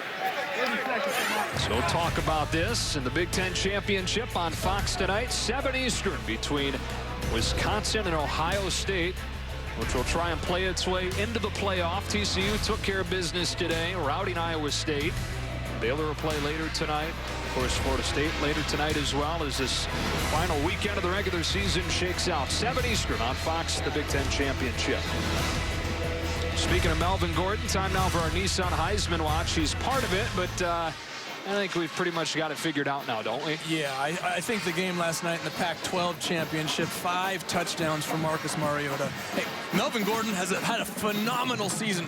Broke the FBS rushing record himself a week before Samaje Perine then broke his at 408. But this award is all but Marcus Mariota's. Big third down coming here. Thomas, a straight drop with 8 in coverage. Underneath, Perine breaks a tackle. First down. Once again, they had him stopped short and couldn't pull him down. Well, Joe, great job by Cody Thomas, seeing that nothing is open down the field and checking the ball to Samaje Perine. But there it is, the legs, the strength of Perine to break the tackle and get the first down. This guy has everything. Coach Stoops told us he's got great pace when he gets the ball. He's got great vision. He's explosive to get around the edge, make those big runs, and he's got the leg strength to break tackles. This guy is a special player. Missed tackles have been an issue all season for Oklahoma State. Huge issue on this drive. Broken tackles on back-to-back third downs. Perine exploding through the hole. 6 on first down. Justin Phillips playing his best game, has his 9th tackle. 2nd and 4.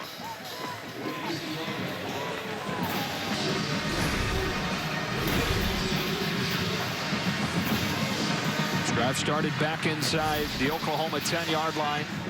Converted a pair of third downs and marched it into Oklahoma State territory. Perine again. A yard short. And once again, third down coming up.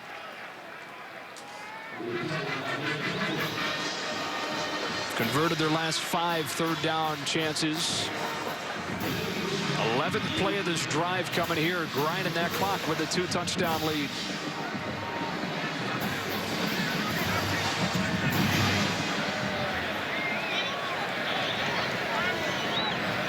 Rutkowski, the fullback, leading the way for a Perine first down. Keeps on going to the 36. Let's go down to Chris Budden for an injury update. Yeah, some news on Adam Shedd. He's on the table right now getting ice wrapped on that right knee. They were looking at it. He's yet to put any pressure on it. Also worth noting, Oklahoma does not release injury information, but Sterling Shepard's on the sidelines, not in uniform with warm-ups on. Yeah, about all the information we need to know what the rest of his day will hold. You hate to see that for a great kid, junior, who has been out for the most part for the last month with that groin injury. Perine again. They continue to batter away at that defensive line and starting to open holes once again. Well, and that's what a great offensive line does, is over the course of the game, they simply wear you down. You keep banging on the door, you keep banging on the door, and eventually it falls down, and this offensive line is opening up massive holes for Samaje Perine. 48 plays run by Oklahoma today. 38 of them have been on the ground, and 25 of them have been to Samaje Perine. There's a fake to him and a throw to the outside over the head of Bell. Now, why not take that shot with 2nd down and short? 3rd down and 1 now. Well, I actually like the play by Cody Thomas. Like you said, 2nd and short, take a shot. A great time to try and draw a defense up and hit it over the top. Blake Bell had double coverage. Cody Thomas, he didn't even risk it at all. He threw that into the 2nd row of the stands. I like the decision.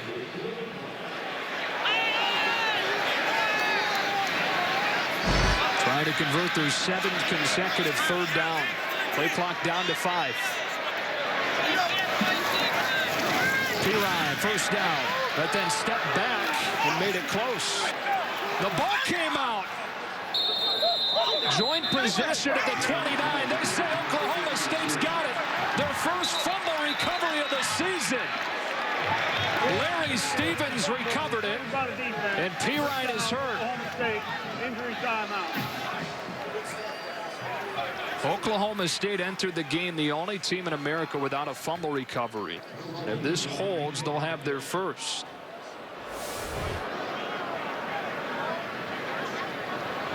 It was punched out. They take a look at Pirine, and they'll take a look at the fumble as well. Samaje Pirine helped off of the field. We'll do our best to figure out what we can. For now, let's talk to Mike Pereira, our rules expert.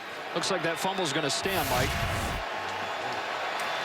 Yeah, it is. And they did not rule forward progress, and I think it is. I mean, contact's at the 27-yard line. They drive him back, maintain contact. He's hit again here, and the ball comes loose. But they didn't rule it on the field, and replay cannot put forward progress on. So it will stay as a fumble, and Oklahoma State with the recovery. And their first of the year, Mike Pereira. They were the only team in the country without a fumble recovery. Play action off of the fake. They get it outside to Jeremy Seaton. The tight end carries it across the 35, stopped by Jordan Evans. Oklahoma State with a chance to take the momentum back with their first fumble recovery of the year. This normally is a program that's among the best in the country in getting takeaways, but one of the worst overall this season. Not just not getting the fumble recoveries, they haven't got many picks either. 2nd down and 3. Rudolph pumps, looking wide side, throwing into double coverage, tipped it incomplete. Wanted Glidden, and Stephen Parker broke it up. 3rd down. Joe, I like the shot that Mason Rudolph took down the field. 2nd and short. We saw it to Blake Bell earlier with Cody Thomas. You know you're going to come back with 3rd and short, so take a shot down the field on 2nd down. Just gets his hands up at the last minute to Stephen Parker to knock that ball away. Otherwise, David Glidden is right there to make a big catch. And a big 3rd down as a result. 3rd down and 3 for an offense that is just 1 for 5 on 3rd down tonight. They'll swing it outside to Hill, who uses his speed to turn the corner for a 1st down. Chopped down by Jordan Thomas and needed every bit of that world-class speed to get a 1st down. Well, Joe, great job by Jeremy Seaton and Desmond Rowland getting out. You're going to see both of them right here, getting out in front of Tyreek Hill and providing great blocks on the edge. Allows them to turn the corner and use that speed. You got to rely on your teammates sometimes. Great blocks by Seaton and Rowland. 1st down from the 41. Sooners bring pressure. Rudolph throws into it, but too far out in front of Washington with Thomas back in coverage. 2nd down.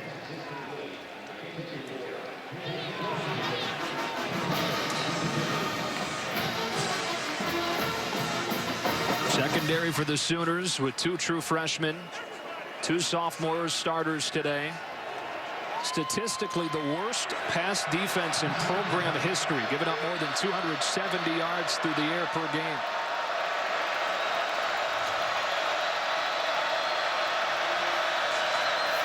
Fake to Rowland down the seam, back shoulder for Seaton, who breaks a tackle across the 35, but a flag down back at the line of scrimmage.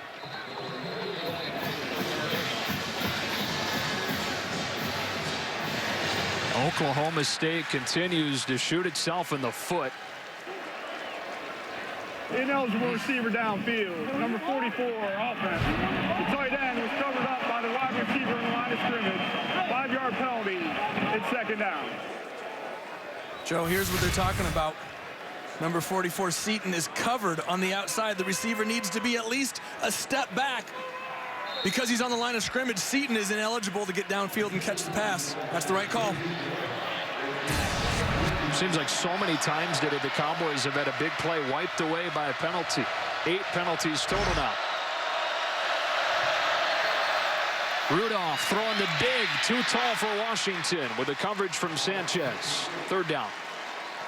Boy, I know that part of this is the situation that you've been put in, but Coach Mike Gundy is showing a lot of confidence in Mason Rudolph, a true freshman on the road, making it only his 2nd start. They've come out this 2nd half and been firing the football down the field. He's done a really nice job. 13 of 22, 170 yards and a touchdown so far, but showing a lot of confidence in his young quarterback, Mike Gundy. Close to an impossible situation for a quarterback of any age here. 3rd down, 15. Get it outside to Hill. It's a couple of blocks. But then a nice job by Sanchez to shed his. Stephen Parker there as well. And Oklahoma State's punt team will come out. Cowboys unable to take advantage of that fumble recovery.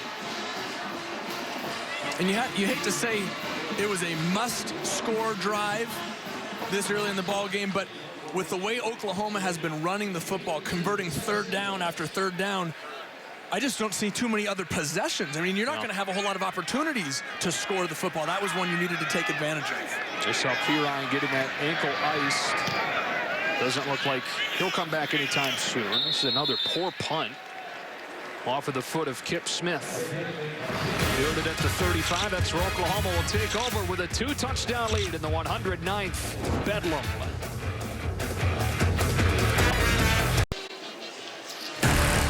Back in Norman, where Oklahoma's got a 28-14 lead late in the 3rd quarter in this 109th meeting between Oklahoma and Oklahoma State. Rivalry got its name from an Oklahoma State sports writer who was covering a wrestling duel between Oklahoma and Oklahoma State. Checking with Chris Budden. Samaje Perine just had some ice put on that left ankle. When he was talking to the medical staff, he was pointing out his ankle all the way up his shin.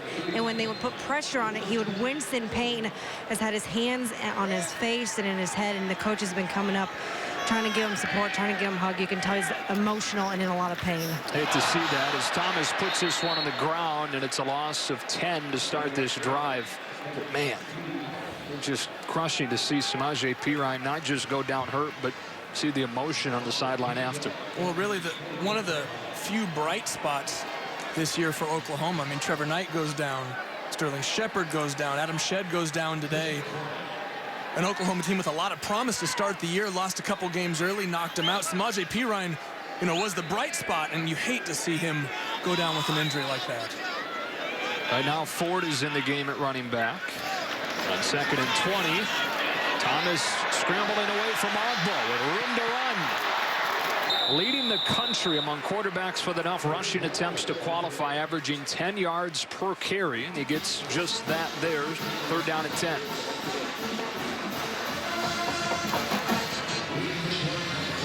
Coming into the game was completing just 41%. That was 3rd worst.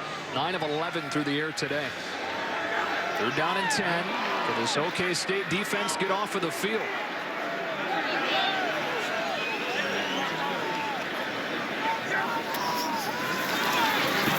Thomas throws low for Neal. And the Sooners will bring the punt team out. They're a different team without Perine in the game. Well, the first fumble put him behind the chains. But, yeah, you're right. Samaje Perine is a special running back. They do have the offensive line to still open up the holes. And remember, Keith Ford was the starter coming into the season.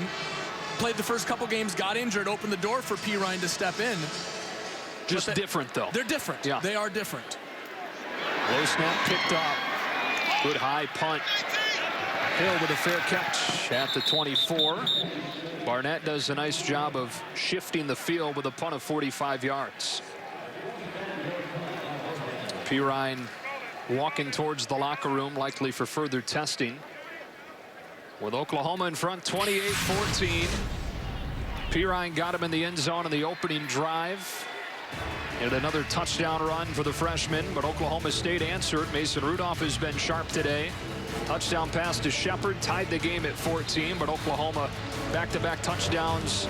Aaron Ripkowski with a pair, the fullback, helping put Oklahoma in front, 28-14. Desmond Roland on first down for 2. Now, what's it going to take for this Oklahoma State offense to add some points on the board? You got to stop shooting themselves in the foot. I mean, they were moving the ball in their last drive, and the ineligible man downfield took away a huge pass play to Jeremy Seaton up the seam. I mean, those little mistakes are what have cost Oklahoma State today. The pass interference in the end zones. 2 of them kept the Oklahoma drive alive, gave them 7 points. That time, on the last drive, they're moving the ball. Again, another penalty brings them back behind the chains. 8 penalties today on the Cowboys. Pressure coming from the near side. Rudolph throws the other way. Incomplete. Had it been on Washington, he could have run for days. Oh, and he still would have been running, Joe. Oklahoma brought pressure, and you saw it get to Mason Rudolph in the backfield. He had to slide over, but what it did it vacated a giant hole in the middle of the defense. James Washington simply needs to keep running. Yeah, that's not a bad throw. No, it wasn't. He just slowed his motor down a little bit. Maybe expected somebody to be there, but keep running, put your hands out, catch the football, and you're in the end zone for 6. Instead, 3rd down and 8.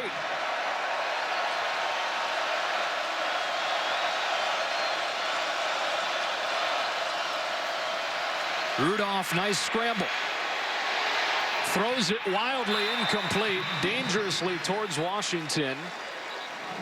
And a 3-and-out for an Oklahoma State team that entered the game with 49 3-and-outs on the season, 4th most in the country. Well, Joe, and this has been the problem for Oklahoma State all year, is the offensive line has not been able to provide adequate protection for their quarterback. It doesn't matter if Dax Garman or J.W. Walsh or Mason Rudolph is in there. When you're not protecting your quarterback, he doesn't have a chance to throw the ball down the field. Kip Smith only averaging 35 yards per punt.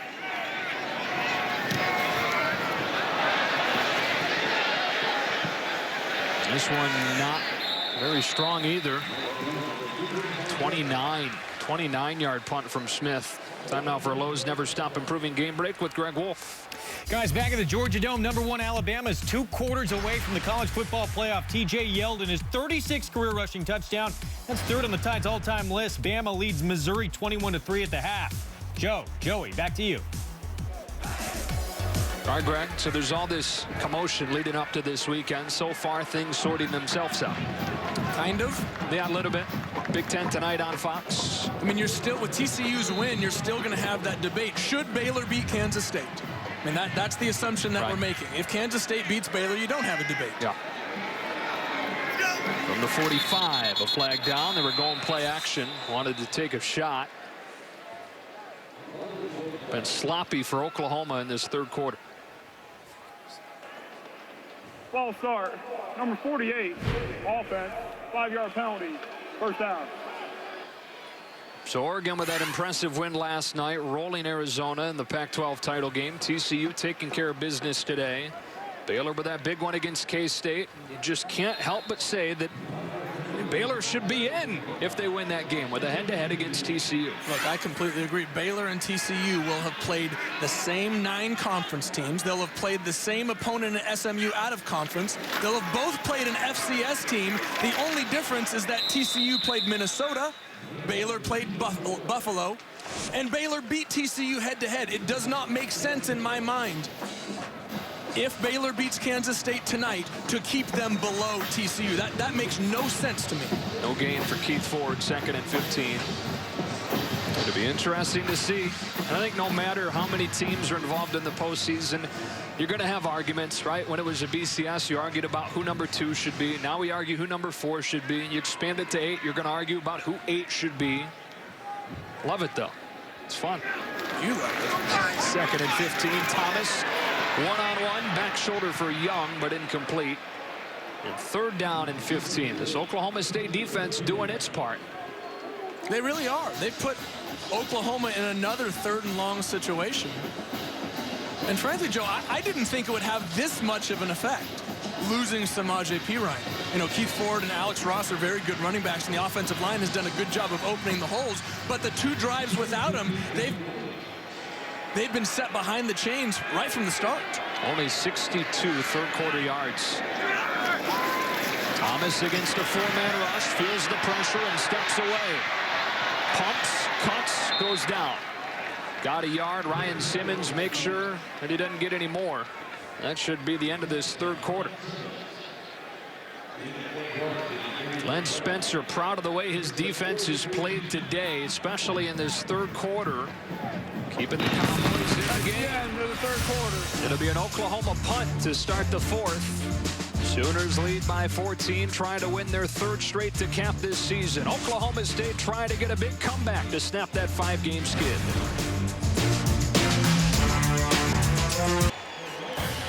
Fox Sports 1 College Football is presented by Cade Jewelers back here in Norman.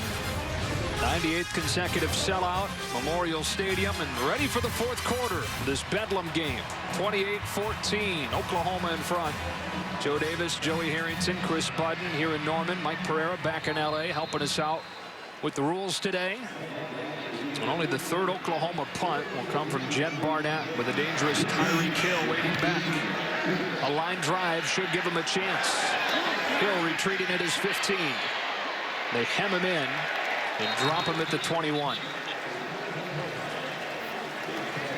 The Oklahoma State offense, which scored on its first drive, impressive for a good chunk of the first half, has been shut down lately. Well, Joe, you said it to me just a second ago. Oklahoma State had 2 touchdowns that they didn't take advantage of in that third quarter. The pass up the sideline to Glidden, and then the slant to Washington. Neither of those balls were caught. Oklahoma State has to take advantage of the opportunities they have. I mean, they're giving this game to Oklahoma right now. Bottom line, make a play, and you're not down 2 touchdowns. The freshman calmly throws outside. And a first down gain of 8 for Brandon Shepard against Jordan Thomas. Rudolph in his second start. Efficient once again, hasn't turned the ball over. 14 of 25 through the air for 173.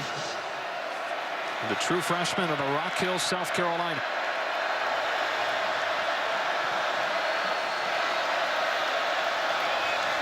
Fake to rolling.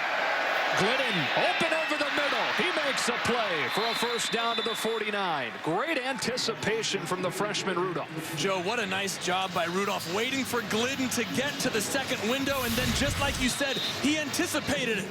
The linebacker for Oklahoma is going to settle right under that first window, so he waits for him to get in. Releases the ball before he gets to the second defender, Dominic Alexander. Nice job by Mason Rudolph getting the ball right where David Glidden needed it. From the 48 now with a first down and 10. Blitz coming from the near side. Rudolph throws the bubble into it. My goodness.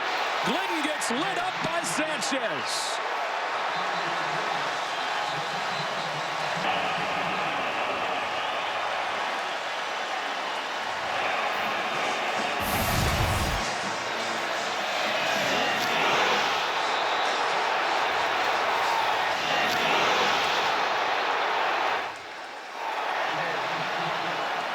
A clean hit. It was. Glidden getting helped off. Injury timeout. We'll take a break.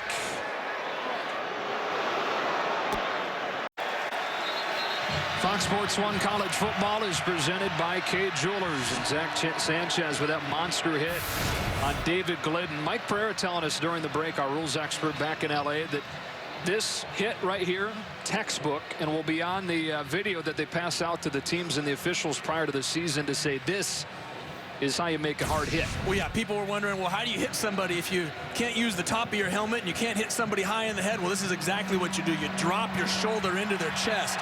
And young men, if you want to know how to make a perfect form tackle, that's it right there. Zach Sanchez dropping the hammer on David Glidden. There to stop the game for Glidden. That's why he's got to come out. Second down and 10 for Oklahoma State.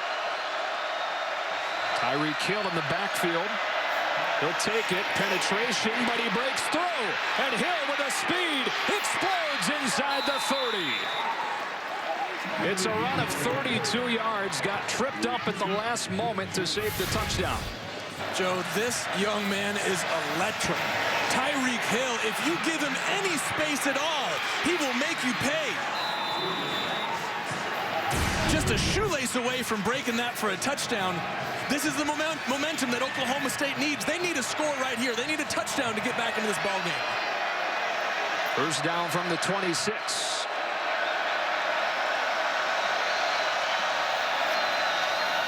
Rudolph looking backside and has a completion down to the 10. First down. Once again, it's Shepard working against Thomas.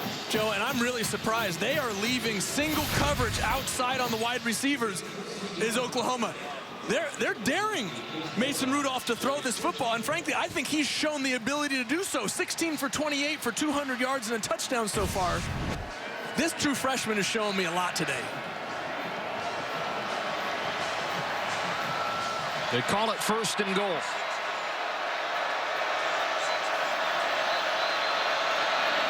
It's a trick play. Shepard's got it. A block from Rudolph. Inside the 5, 2nd and goal.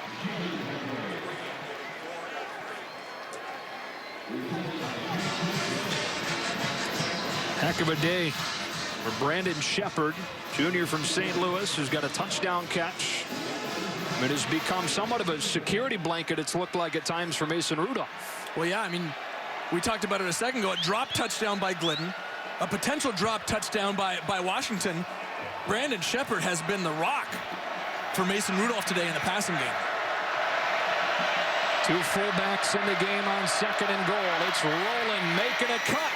Second effort, touchdown Oklahoma State. On the 2nd rushing score of the day for Rowland. Here we go, Joe. Expect nothing less from this Bedlam game. Every year it comes down to the 4th quarter. It doesn't matter who's ranked in the top 25 and who's struggling to have a successful season. This game always comes down to the last couple drives.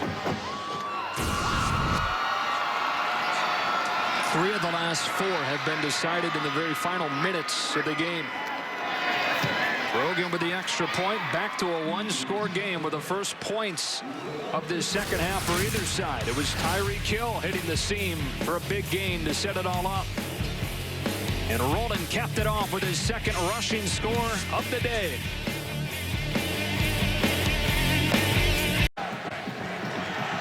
Bedlam seemingly down to the wire again.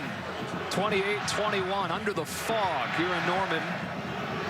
Early on in the 4th quarter, the 109th meeting between these in-state rivals, dominated by Oklahoma historically, 83-18 with 7 ties.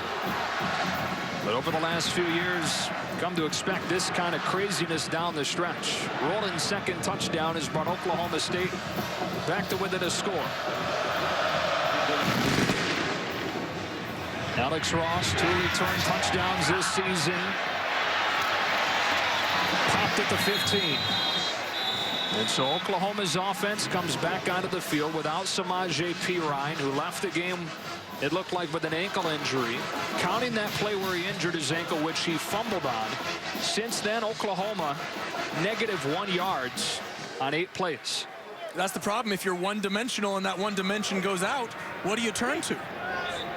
I mean, Cody Thomas has been efficient throwing the ball, but by no means have they put the load on his shoulders. So now you're in a situation where you got to rely on a balance of Cody Thomas and Keith Ford and Alex Ross. I mean, I think you got to go right back to the ground. The ground is what's gotten you there. Yes, you lost Adam Shedd, but the majority of that offensive line is still there, and you need to go back and rely on them here in the 4th quarter. Mekhi Quick taking the fake, and straight downhill is Ford. Look out!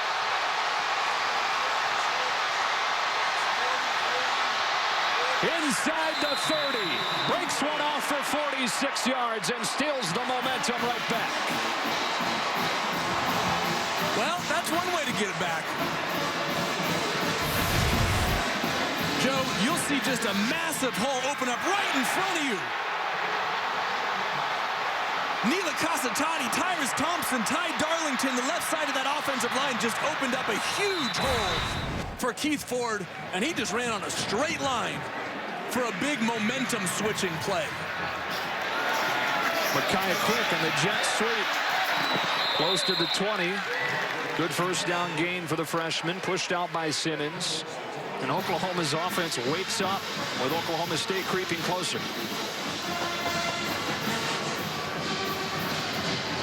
Give quick 6 yards.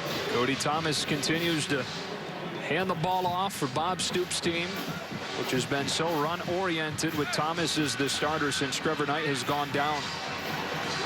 #1 rush offense in America in the month of November.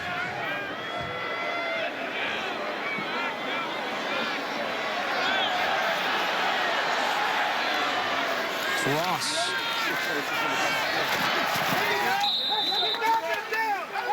Jimmy Bean over to make the tackle. 3rd down and 2 coming up. Joe, here you go. 3rd down.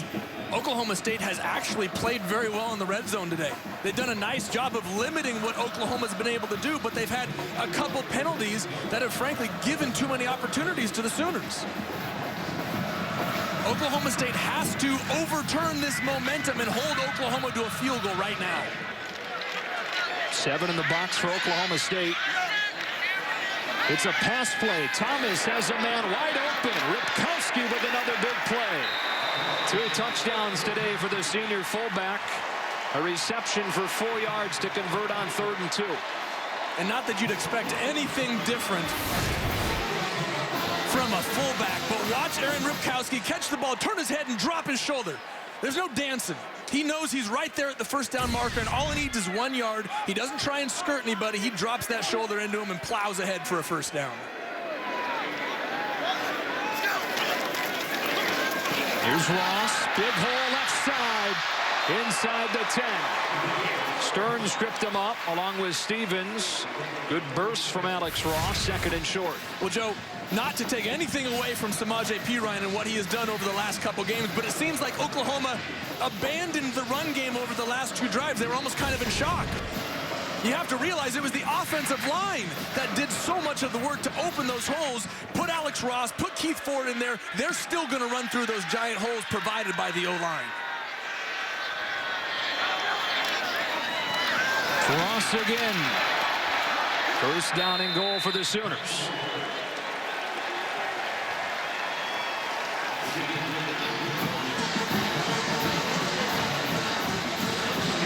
Sophomore from Jenks, Oklahoma, high school track star.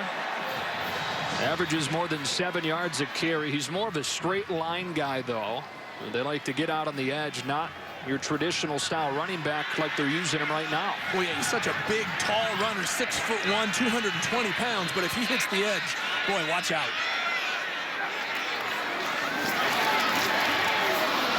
A chop down, 2nd and goal. Stevens from his safety spot. Oklahoma in the red zone today has scored 4 touchdowns on 4 trips.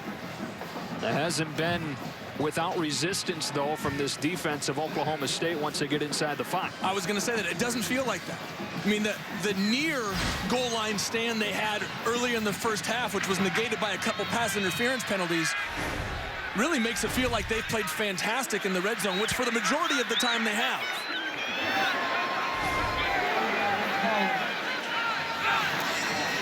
Ross into the short side, hurdles his way to the goal line. Touchdown, Oklahoma.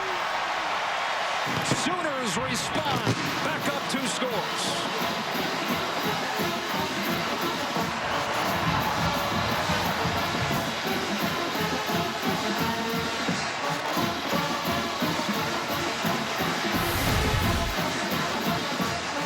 Joe, take a look. Does Alex Ross's knee hit before he crosses the goal line? Yep. Yeah, I think this one may go to review. Previous play ruling of a touchdown is under further review. And all scoring plays are reviewed. They buzz down to make sure they get longer to look at this. And I think you're going to see it made 3rd down and goal inside the 1. Also known as Aaron Ripkowski time.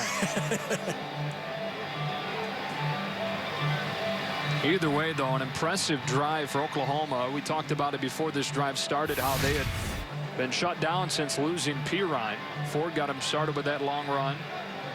And here they are now inside the 5, where they'll have it 3rd down and goal, you would assume, after this review. Which they abandoned their identity the last 2 drives. Try to play action pass on first down of their first drive without Pirine. Big fumble, knocked him back 10 yards. Tried to throw the ball early in the drive. On the second drive, both times put him behind the chains. Yes, Samaje Pirine is a fantastic running back, one of the best freshman running backs in the country. But the offensive line is what has allowed him to rush for so many yards. And they have very talented, this backfield is deep. I mean, we said that when we had him a couple weeks ago. Pirine, Ross, Keith Ford. Might be the deepest backfield in all of college football. Put those guys in the backfield, give them the football, and let them run behind this offensive line that, like you said, averages over 325 yards per man, or 325 pounds per man, excuse me. Pretty close to 325 yards, yeah, you know, too. one of the two. Depends on the day.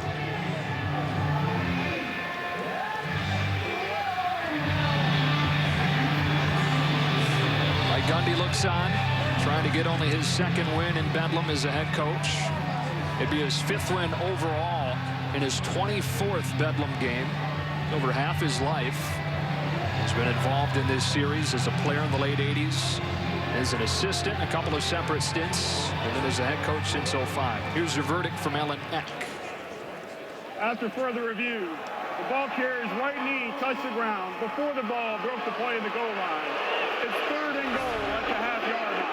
Now here's a spot against Kansas State earlier this season where they didn't have Aaron Ripkowski after he was thrown out for the targeting penalty, and they were shut down. And then a missed field goal that wound up costing them in a 1-point loss. They've got Ripkowski now.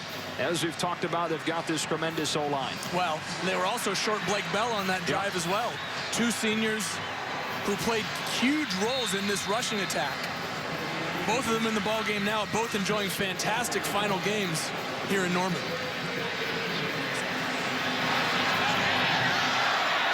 Third down and goal. Ripkowski the fullback. Ross the tailback. Ripkowski powers his way in. His 3rd touchdown of the day.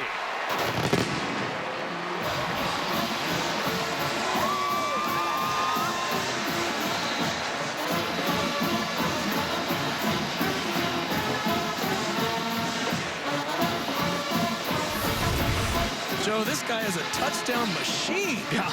Just give him the ball. 18 points for Ripkowski today. He has 8 yards and 3 touchdowns. It's not a bad ratio.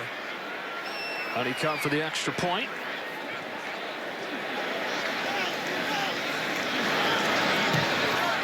Back to a 14-point lead for Oklahoma. The offense had gone silent, but then Keith Ford explodes on the first play of the drive, busting one off into Oklahoma State territory. And it leads to the Ripkowski score, his 3rd of the day. Sooners up 2 touchdowns inside of 8.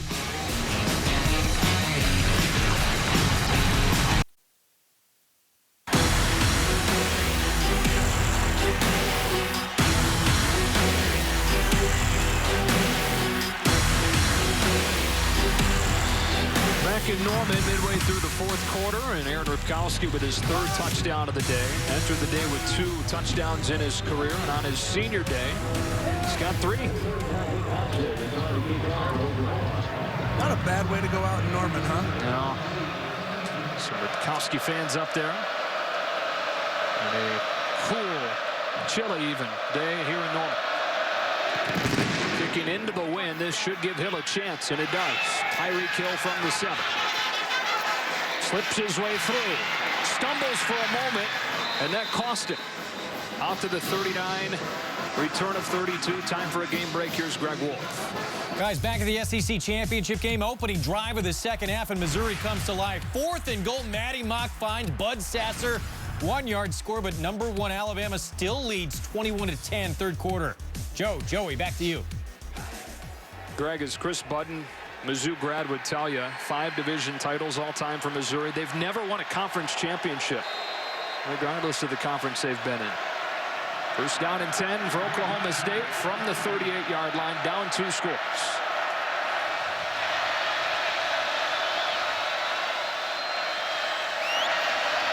Bubble screen to Glidden, who dropped it. And you wonder, It's not in the back of his mind, him getting drilled the last time he ran a bubble. Well, the last time they ran a bubble, they ran a slant by the outside receiver. This time, Brandon Shepard's out in front of him and actually gets a nice block, just turns his head a little bit too quick, doesn't look it in. Ball looks a little bit wet with the fog that we've got. Some moisture down in the field. 2nd and 10.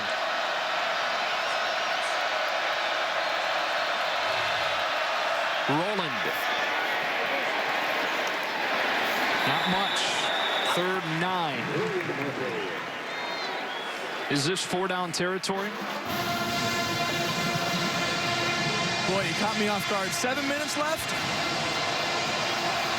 I would say yes. Yeah. I would. Because the way that Oklahoma, it took me a minute, but the way Oklahoma's been running the football today, they're going to take time off the clock.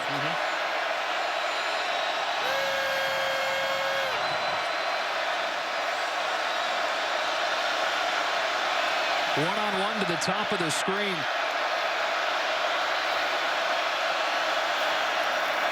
Rudolph looking that way, taking a shot. Shepard. It appeared he got held, but no call. 4th down. And the punt team's coming out. Joe, you're going to see the coverage out here. Julian Wilson, number 2, grabs the back of his jersey there. Brandon Shepard surprised that wasn't called. I'm surprised that wasn't called. And you're surprised they're punting. I know it's a tough call. It's a tough call. I think you can go either way. I think had it been 4th and shorter, had they gotten a couple yards on that 3rd down maybe, but you can't argue with this call. Tip Smith with the win this time. Sanchez with a fair catch at the 23. 6:50 from a win in Bedlam for Oklahoma. Trying to go to 84-18 all time in this series.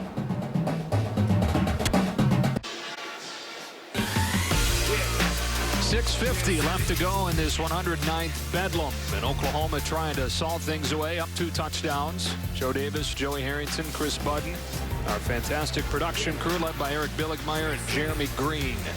Great working with them all season. We're lucky to have those guys behind the scenes, leading the way along with our entire production crew.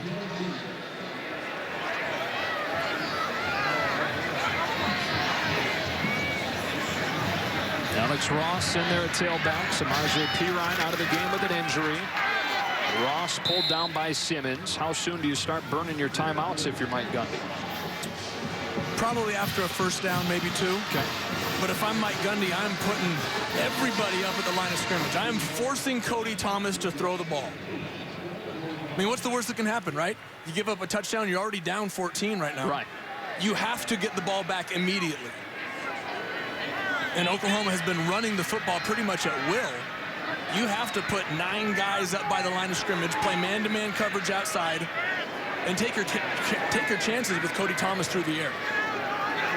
Quick coming in motion, jet sweep. The sideline yelling at him to stay in bounds, and he does a nice job to do just that. 3rd down.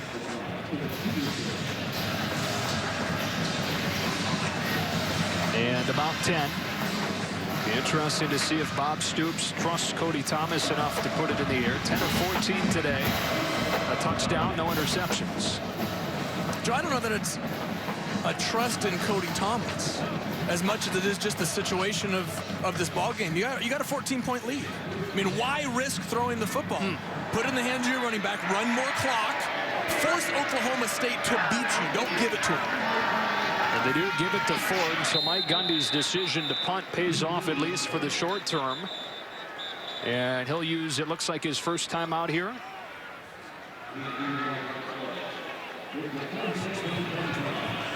Timeout. Signaled it until now. State, their first charge of the half.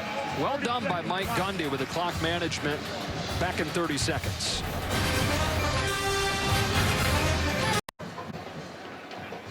Well, Mike Gundy's started to take some heat around Stillwater, a guy that has brought this program to new heights in his time as a head coach. And all that this is a season that they didn't expect, but they knew coming in that it'd be a rebuilding year. And for the folks that have called for him to be replaced, that's absurd. Well, yeah, let's have a little perspective here. This Oklahoma State team has won 10 games in 3 of the last 5 years. That's something that doesn't happen very often in Stillwater. Mike Gundy has done a fantastic job for this program. Took over in 2005 and former record-setting quarterback of this program in the late 80s. Only a 32-yard punt there, so his offense will take over down 2 scores with 5:11 to go. Some solid clock management by him, deciding to punt. Obviously, hindsight's always 20/20. It looks like a good decision because it worked. Well, they'll need the offense to move the ball. They try and come from behind in this Bedlam game.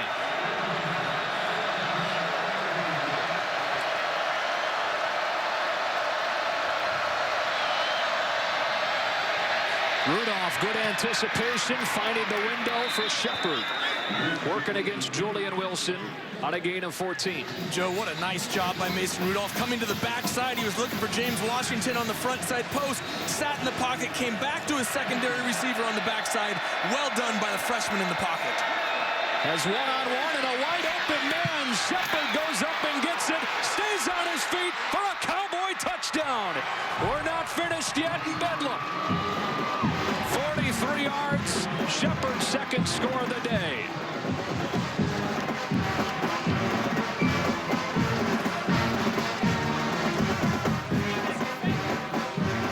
Wow. Watch the individual effort by Brandon Shepard. Beats the coverage of the line of scrimmage, makes a strong catch, fights through the safety coming over the top. That is just one young man not being denied. Great play by Brandon Shepard. Extra point poked through. Oklahoma State back within a touchdown with 4:51 to go and 2 timeouts. The freshman Rudolph finding the junior Shepard, who's in for the score. A 1-touchdown game inside of 5 minutes. Back in a moment.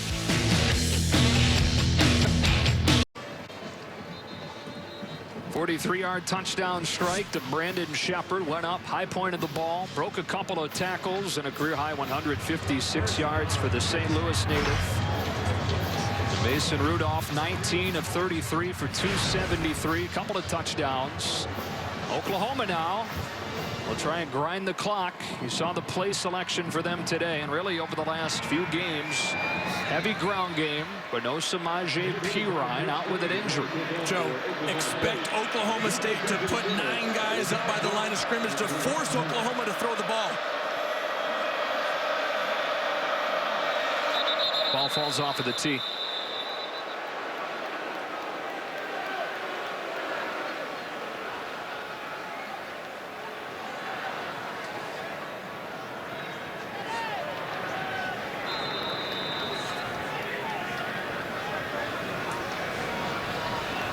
Ross back to return this kick, one of the nation's best, along with Duron Neal. Kip Smith drills it.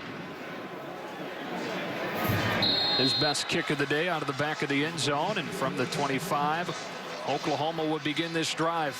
This has become the norm in this series. You go back to last year, final couple of minutes of the game, Des Roland went in for the touchdown. Then Gilbert, it appeared, at an interception. They didn't review it, so the incomplete pass stood. Blake Bell with a touchdown to the corner of the end zone for Saunders, and then in the ensuing possession, a fumble picked up by Eric Stryker to finish the game. And Oklahoma win in Stillwater. Oklahoma heavily favored it today. 20-point favorite coming into the game, up 7, 4:51 left. Joe, look at all the guys near the line of scrimmage for Oklahoma State. They're going to make Cody Thomas throw this ball. Ross runs for 5. You've said it, no Samaje Perine, but you still have one of the nation's biggest and best offensive lines to run behind. But you can only block so many guys. You know, you got 5 offensive linemen, you got a tight end, you got a fullback. There's 7. If Oklahoma State is putting 8 or 9 guys up near the line of scrimmage, you're going to have 1 or 2 guys unblocked. They motion Smallwood and give it to Ross. Tripped up. 3rd and 2. All right, here you go.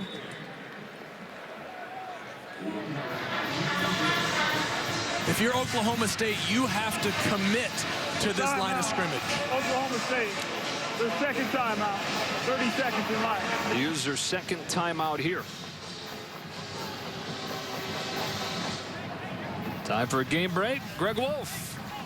Guys, still to come on Fox, can Urban Meyer and number 5 Ohio State keep their college football playoff hopes alive with a new starting quarterback and find a way to stop the nation's leading rusher, Melvin Gordon, in Wisconsin? It's the Big Ten championship game from Lucas Oil Stadium at 7 Eastern on Fox. Joey, back to you. Greg, we'll be hustling to a spot to watch that game as soon as we're finished here, but we're in for a heck of a finish in this one. 3rd down and 2 coming up for Bob Stoops in Oklahoma. 1 timeout remaining for Oklahoma State. Another monster rushing day for Bob Stoops' team. Need a couple of yards here to keep this drive alive and keep that clock moving. Joe, do you throw the ball? No. Do you? Maybe you slip Ripkowski into the flat, but no, you're going downhill. Look at how many guys Oklahoma State has up at the line of scrimmage. And they give it to Ross, who's shut down in the backfield, and Oklahoma State will get the ball back with a chance. Seth Jacobs there with Ryan Simmons. Timeout. Oklahoma The State. final timeout used by Mike Gundy. 30-second timeout.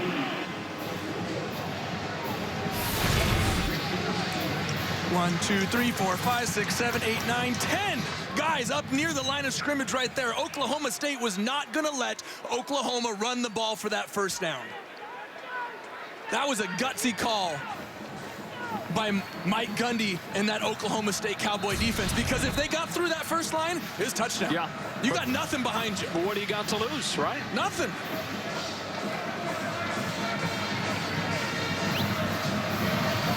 A lot of the folks hit the exits when Oklahoma went up 2 touchdowns. Fans from both sides. They're hearing now, words trickling through. They're checking Twitter saying, wait a minute, what? Oklahoma State's about to get the ball back down a touchdown with 4 minutes left. You can't leave early at Bedlam. Only 1 punt in the first half for Oklahoma. This is the 4th punt in their last 5 possessions.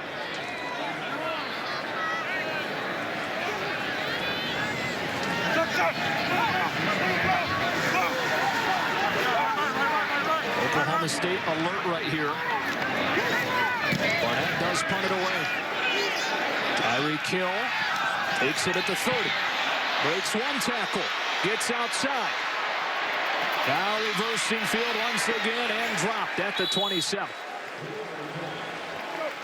38-yard punt. Here comes Mason Rudolph trying to join the ranks of Josh Fields. The last time there were 3 touchdown underdogs came into Norman, and a true freshman in the form of Josh Fields came into the game in the 2nd quarter, led him to a win.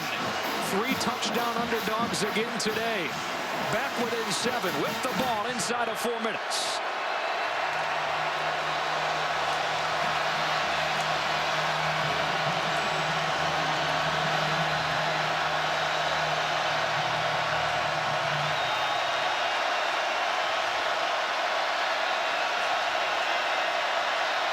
They fake it to Hill. Rudolph, all kinds of time. Held on to it too long and goes down at the 25. Devontae Bond got there with Chuka and Dudaway. 2nd and 12. And Joe, again, great coverage down the field by the Oklahoma secondary, forcing Mason Rudolph to hold on to that football longer than he wanted to. No timeouts left for the Cowboys. Rudolph over the middle, wide open is Jarwin, but he dropped it.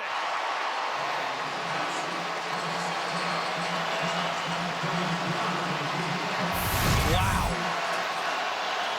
What a perfect throw. Oh, and there it is. Just getting his fingertips on it is Dominic Alexander. Just enough to change the trajectory so that Blake Jarwin can't hold on. 3rd down and 12.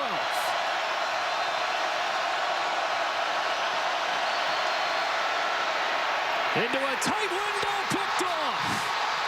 Zach Sanchez with his 6th of the season.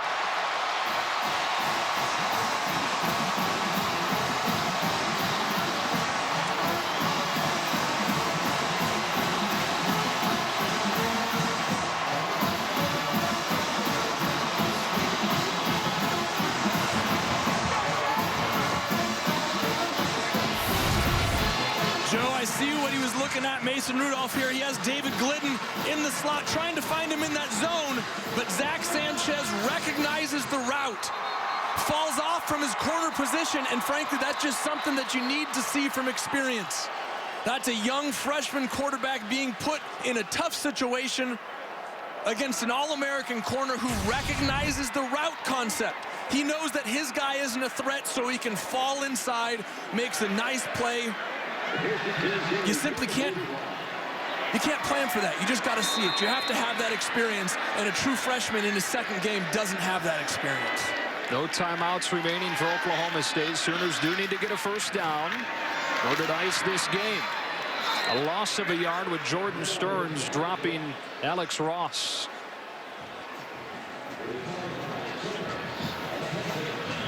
Can run it down to about 2.5 before snapping it here on second down.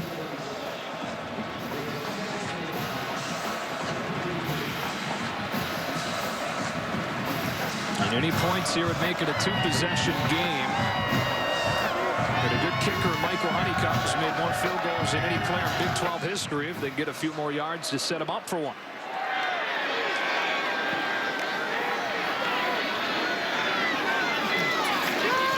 Ross again. Nope, it's a fake. Wow. And Thomas goes down, losing 4. Joe, I actually like the call, because what he tells Cody Thomas is give a hard fake, peel out the backside. You're not going to be throwing this ball. But Oklahoma State is expecting the ball to go to the running back, and maybe you can break contain around the outside, pick up a big chunk. But Cody Thomas did the right thing in not throwing the football. He got right back into the pocket, went down, kept the clock running. Inside of 2 minutes now, 10 to snap it.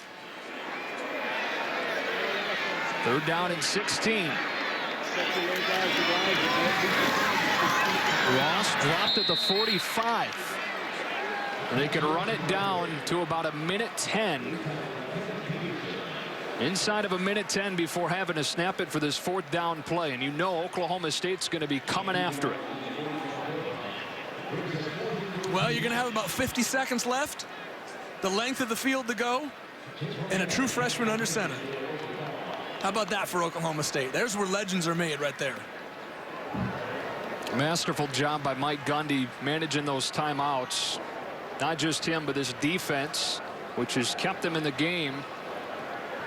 The play clock winds down inside of 5. They snap it to Barnett. Almost blocked, and they got a hold of it. If it's the plant leg, it's roughing. If it's his kicking leg, it's only running into the kicker.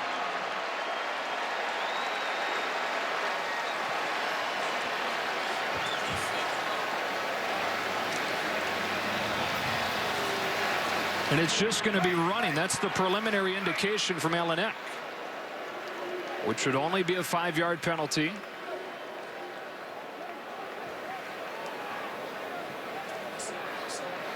Let's see if that's confirmed here.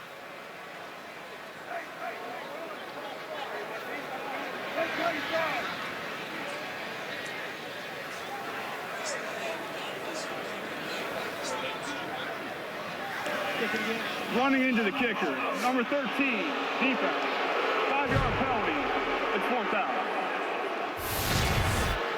Joe, take a look at the right hamstring. That's where the contact is. Tries to get his head out of the way. The game clock will start on the snap. Nah, you got it. Yeah. You got to wonder if there's a little bit of acting by Barnett, but he did. Jordan Stearns made contact with that right hamstring. Which is the kicking leg, and in making that the case where if you hit the kicking leg, it's running, you protect the guy that's going for the block. Right. Versus a roughing the kicker, which would come on the plant leg, theoretically, meaning he wasn't going for the block. So they'll punt it again with 1:01. Tyreek Hill back at his own 11. This time they set up the return. Barnett sends a good one. Hill has it.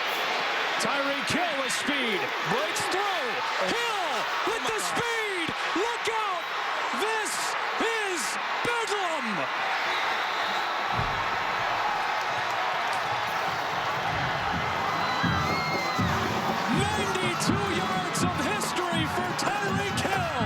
And an extra point away from a tie game.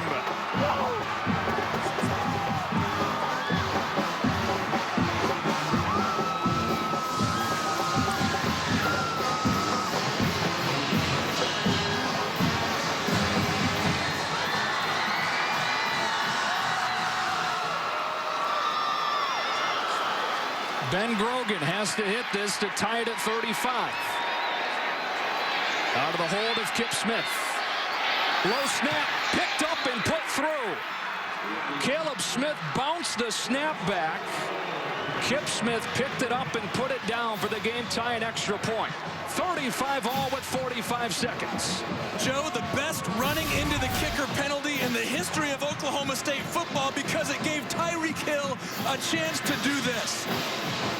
You could see it develop from up here in the booth, and the moment he got by that first tackle, gone.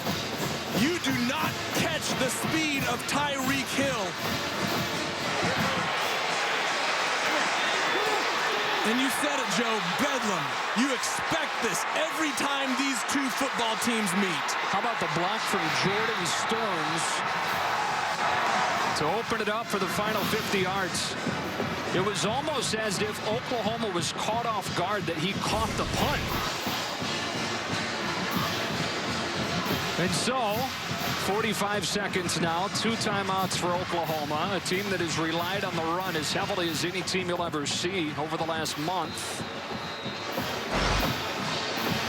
We'll see what they do with less than a minute. Remember, Alex Ross back to return this kick, one of the best kick returners in the country as well.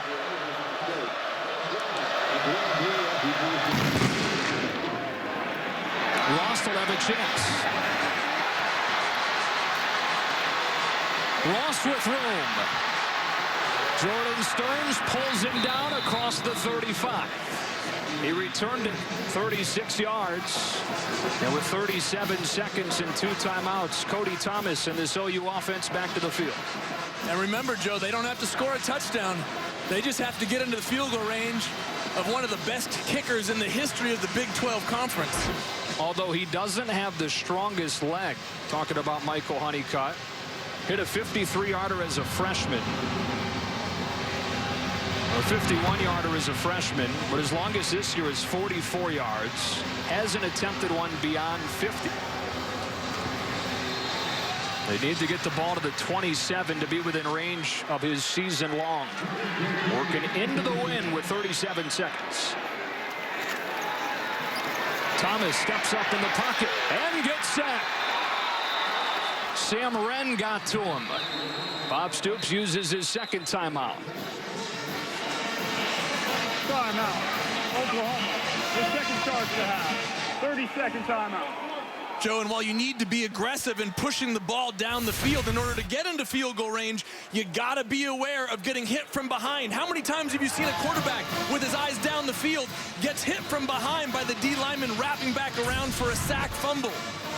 Cody Thomas has not been in this position very often. You don't have the experience to rely on. You have to be careful and be very safe with the football while you're trying to be aggressive and push it down the field. It's kind of an oxymoron. You got to be safe, but you have to take a few chances. And again, Oklahoma is without Sterling Shepard, their top receiver right now, who tweaked his groin again early in this game on his first reception. No true deep threat out there. Cody Thomas at quarterback in 2nd and 12. Against a 4-man rush. Cross his body for Bell, bounced it in there, 3rd and 12. You got to be careful not to have to punt it again. 3rd down coming up. For those of you tuning in for the UFC 181 pre-fight show, we'll get you out there immediately when we finish here. In the meantime, it's available on Fox Sports 2 and streaming live on Fox Sports Go.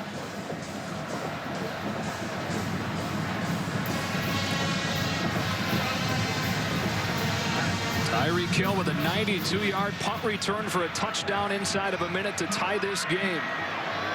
Now on 3rd and 12, Cody Thomas. Handed off on a draw. Ford with room.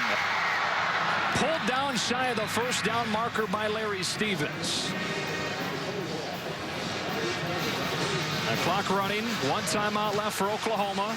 Joe, I'm surprised Coach Stoops isn't using this timeout. Well, with it being 4th down, why not use it now? He won't use it at all.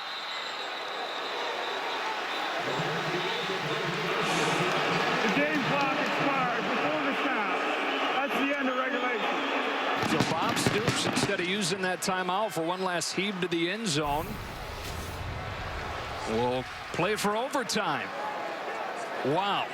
Tyreek Hill's 92-yard punt return for a score ties the game inside of a minute.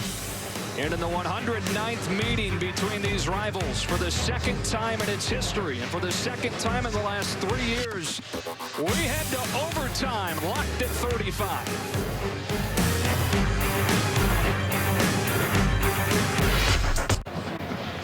First-year JUCO transfer Tyreek Hill chose Oklahoma State largely because of their track program and the new track facilities, and needed that world-class speed to return a punt 92 yards for the game-tying touchdown inside of a minute. An outstanding play during the first 4 quarters. We're now going to discuss the overtime procedures.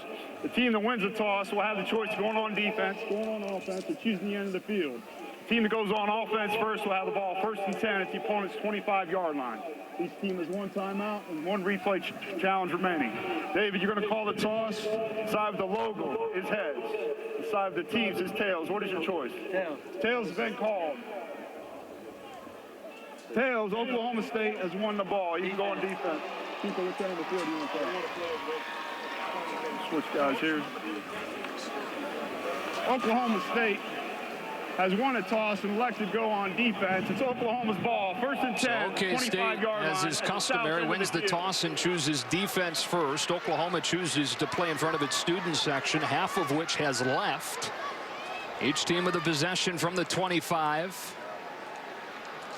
And we're ready for the second overtime game in Bedlam history, and the second overtime game in the last 2 meetings here in Norman. Oklahoma winning 51-48. 2 years ago when both teams were ranked.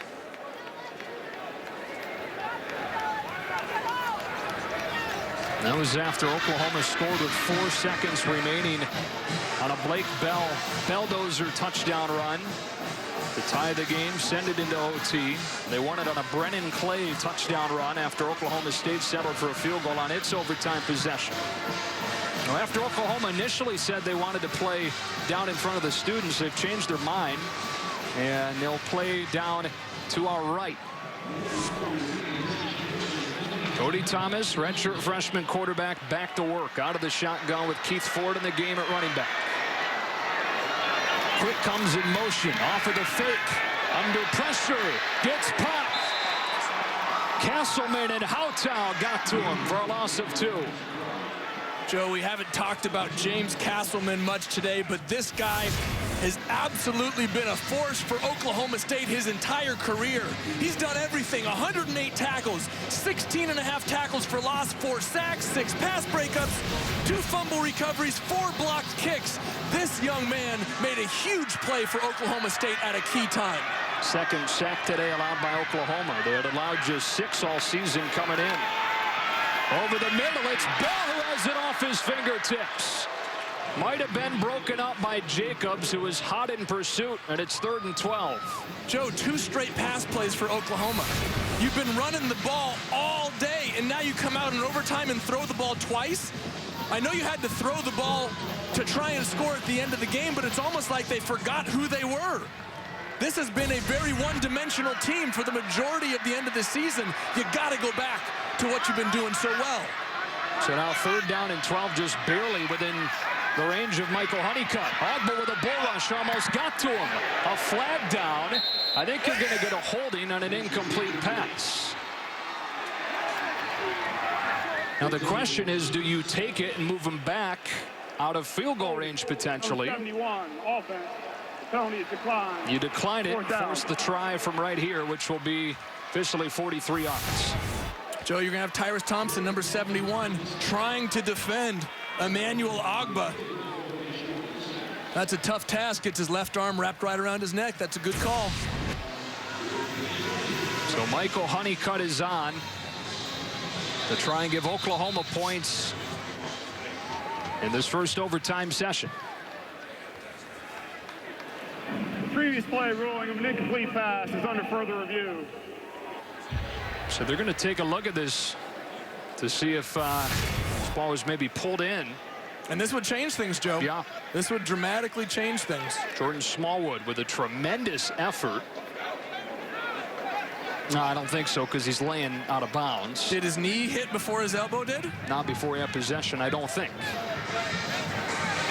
That first look, exactly. If this does get overturned and it's a catch, they accept the holding penalty and move him backwards. But that first look was the best look at it to see if he had possession. Now watch.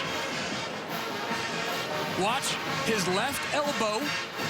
Does it hit before his left knee? I think it does. And that ball moved just slightly. Ruling on the field is confirmed. Right. Yep. Incomplete pass. It's 4th down. Yeah, that was the key. The ball just moved slightly as he was going to the ground. And even if his knee had hit before his elbow, he didn't complete the catch and maintain possession all the way to the ground. So the 5th-year senior from Richardson, Texas, Michael Honeycutt, 75 career-made field goals, a Big 12 record. Attempts this from 44, which would match his season long.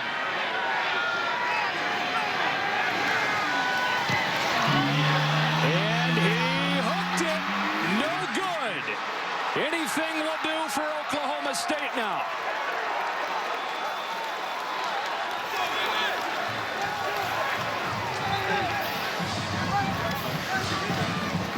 Special teams, the story down the stretch in this one.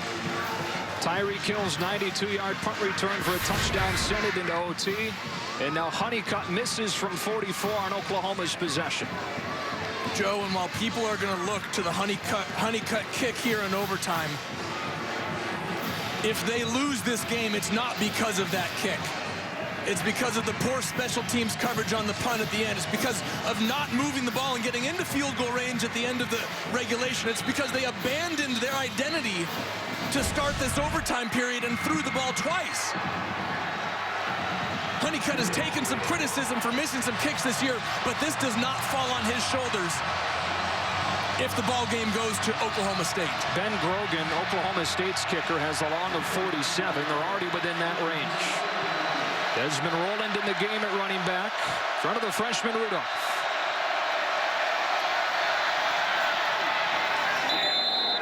Gains a yard inside the 25. 2 touchdowns today for the senior, who's hoping that an overtime win can extend his college career into a bowl game. OK State trying to snap this 5-game skid to reach a bowl for a school record 9th consecutive season. Joe, and if I'm Mike Gundy, I ask my kicker which hash you like the ball on, and I run the ball 2 more times and set him up for that game-winning field goal. Roland again inside the 20. 3rd down.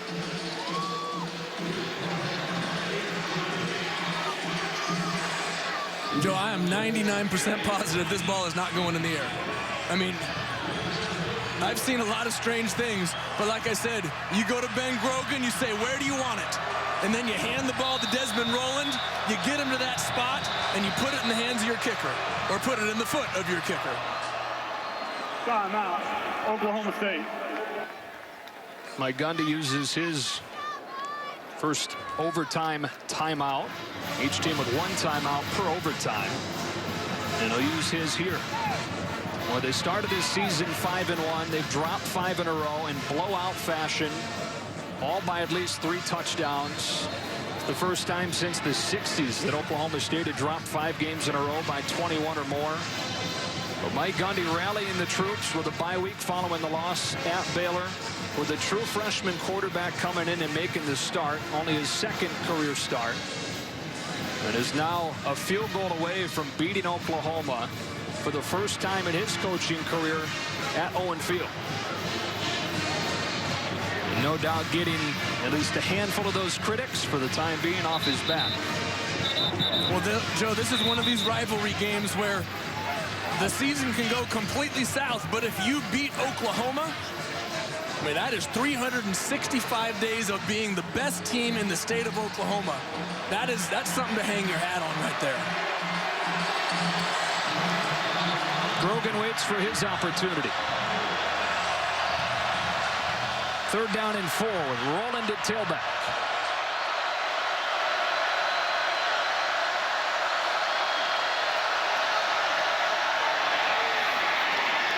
Roland breaks the tackle. 1st down inside the 15, and they're turning it into a chip shot for Grogan.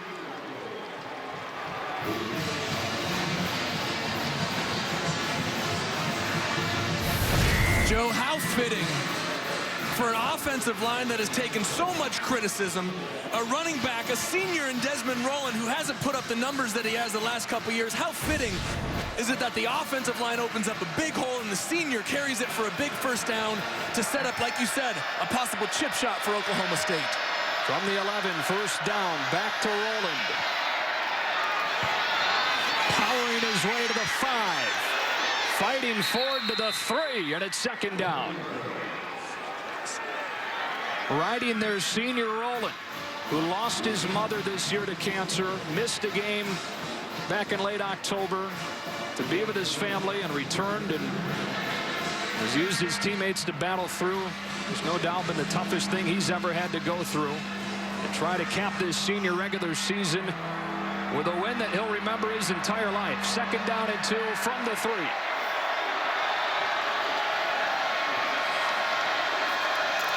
Rowland again. Third down now. Jordan Evans makes the tackle. Interesting decision here Coach Gundy has. Do you kick it on third down?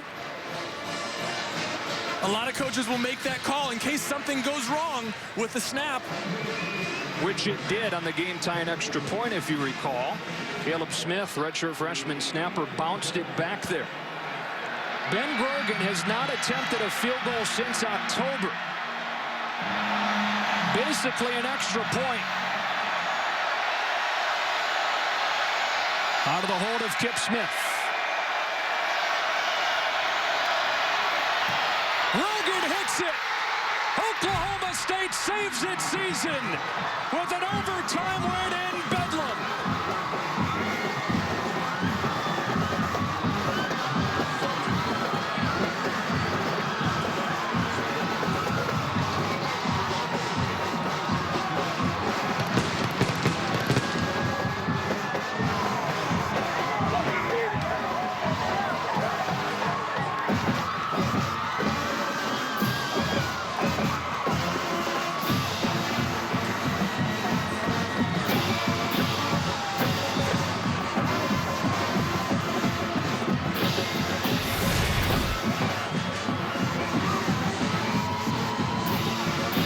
Joe, how fitting for a team that has had such up and downs all year. They start 5-1, they lose 5 straight to go on the road to their in-state rivals and win a huge game that nobody expected. What a great job by Coach Mike Gundy and his football team. Let's go down to Chris Budden, who's in the middle of that mess with Mike Gundy. Well, Coach, just another usual Bedlam game for you guys. You become bowl eligible. You end the season with this win. What does it mean for you? Well, I'm really happy for the players. They put a lot into this. You know, there's a lot of talk about this game, but the preparation just has to be just like any other game. The kids played their butt off, and they never gave up, so I'm really proud of them.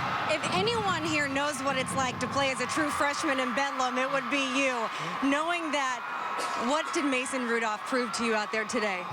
Well, he competed, you know. He wanted to throw the ball out here at the end on third down, and I told him he's somewhat lost his mind, but he competes, you know. The guy likes to play the game, and everybody really, you know. You can't say enough about our defense getting a couple big stops, and then obviously with Tyreek there at the end, you know, he just kind of willed his way to the end zone. I appreciate it. Congratulations, okay. Coach. Thank Joe?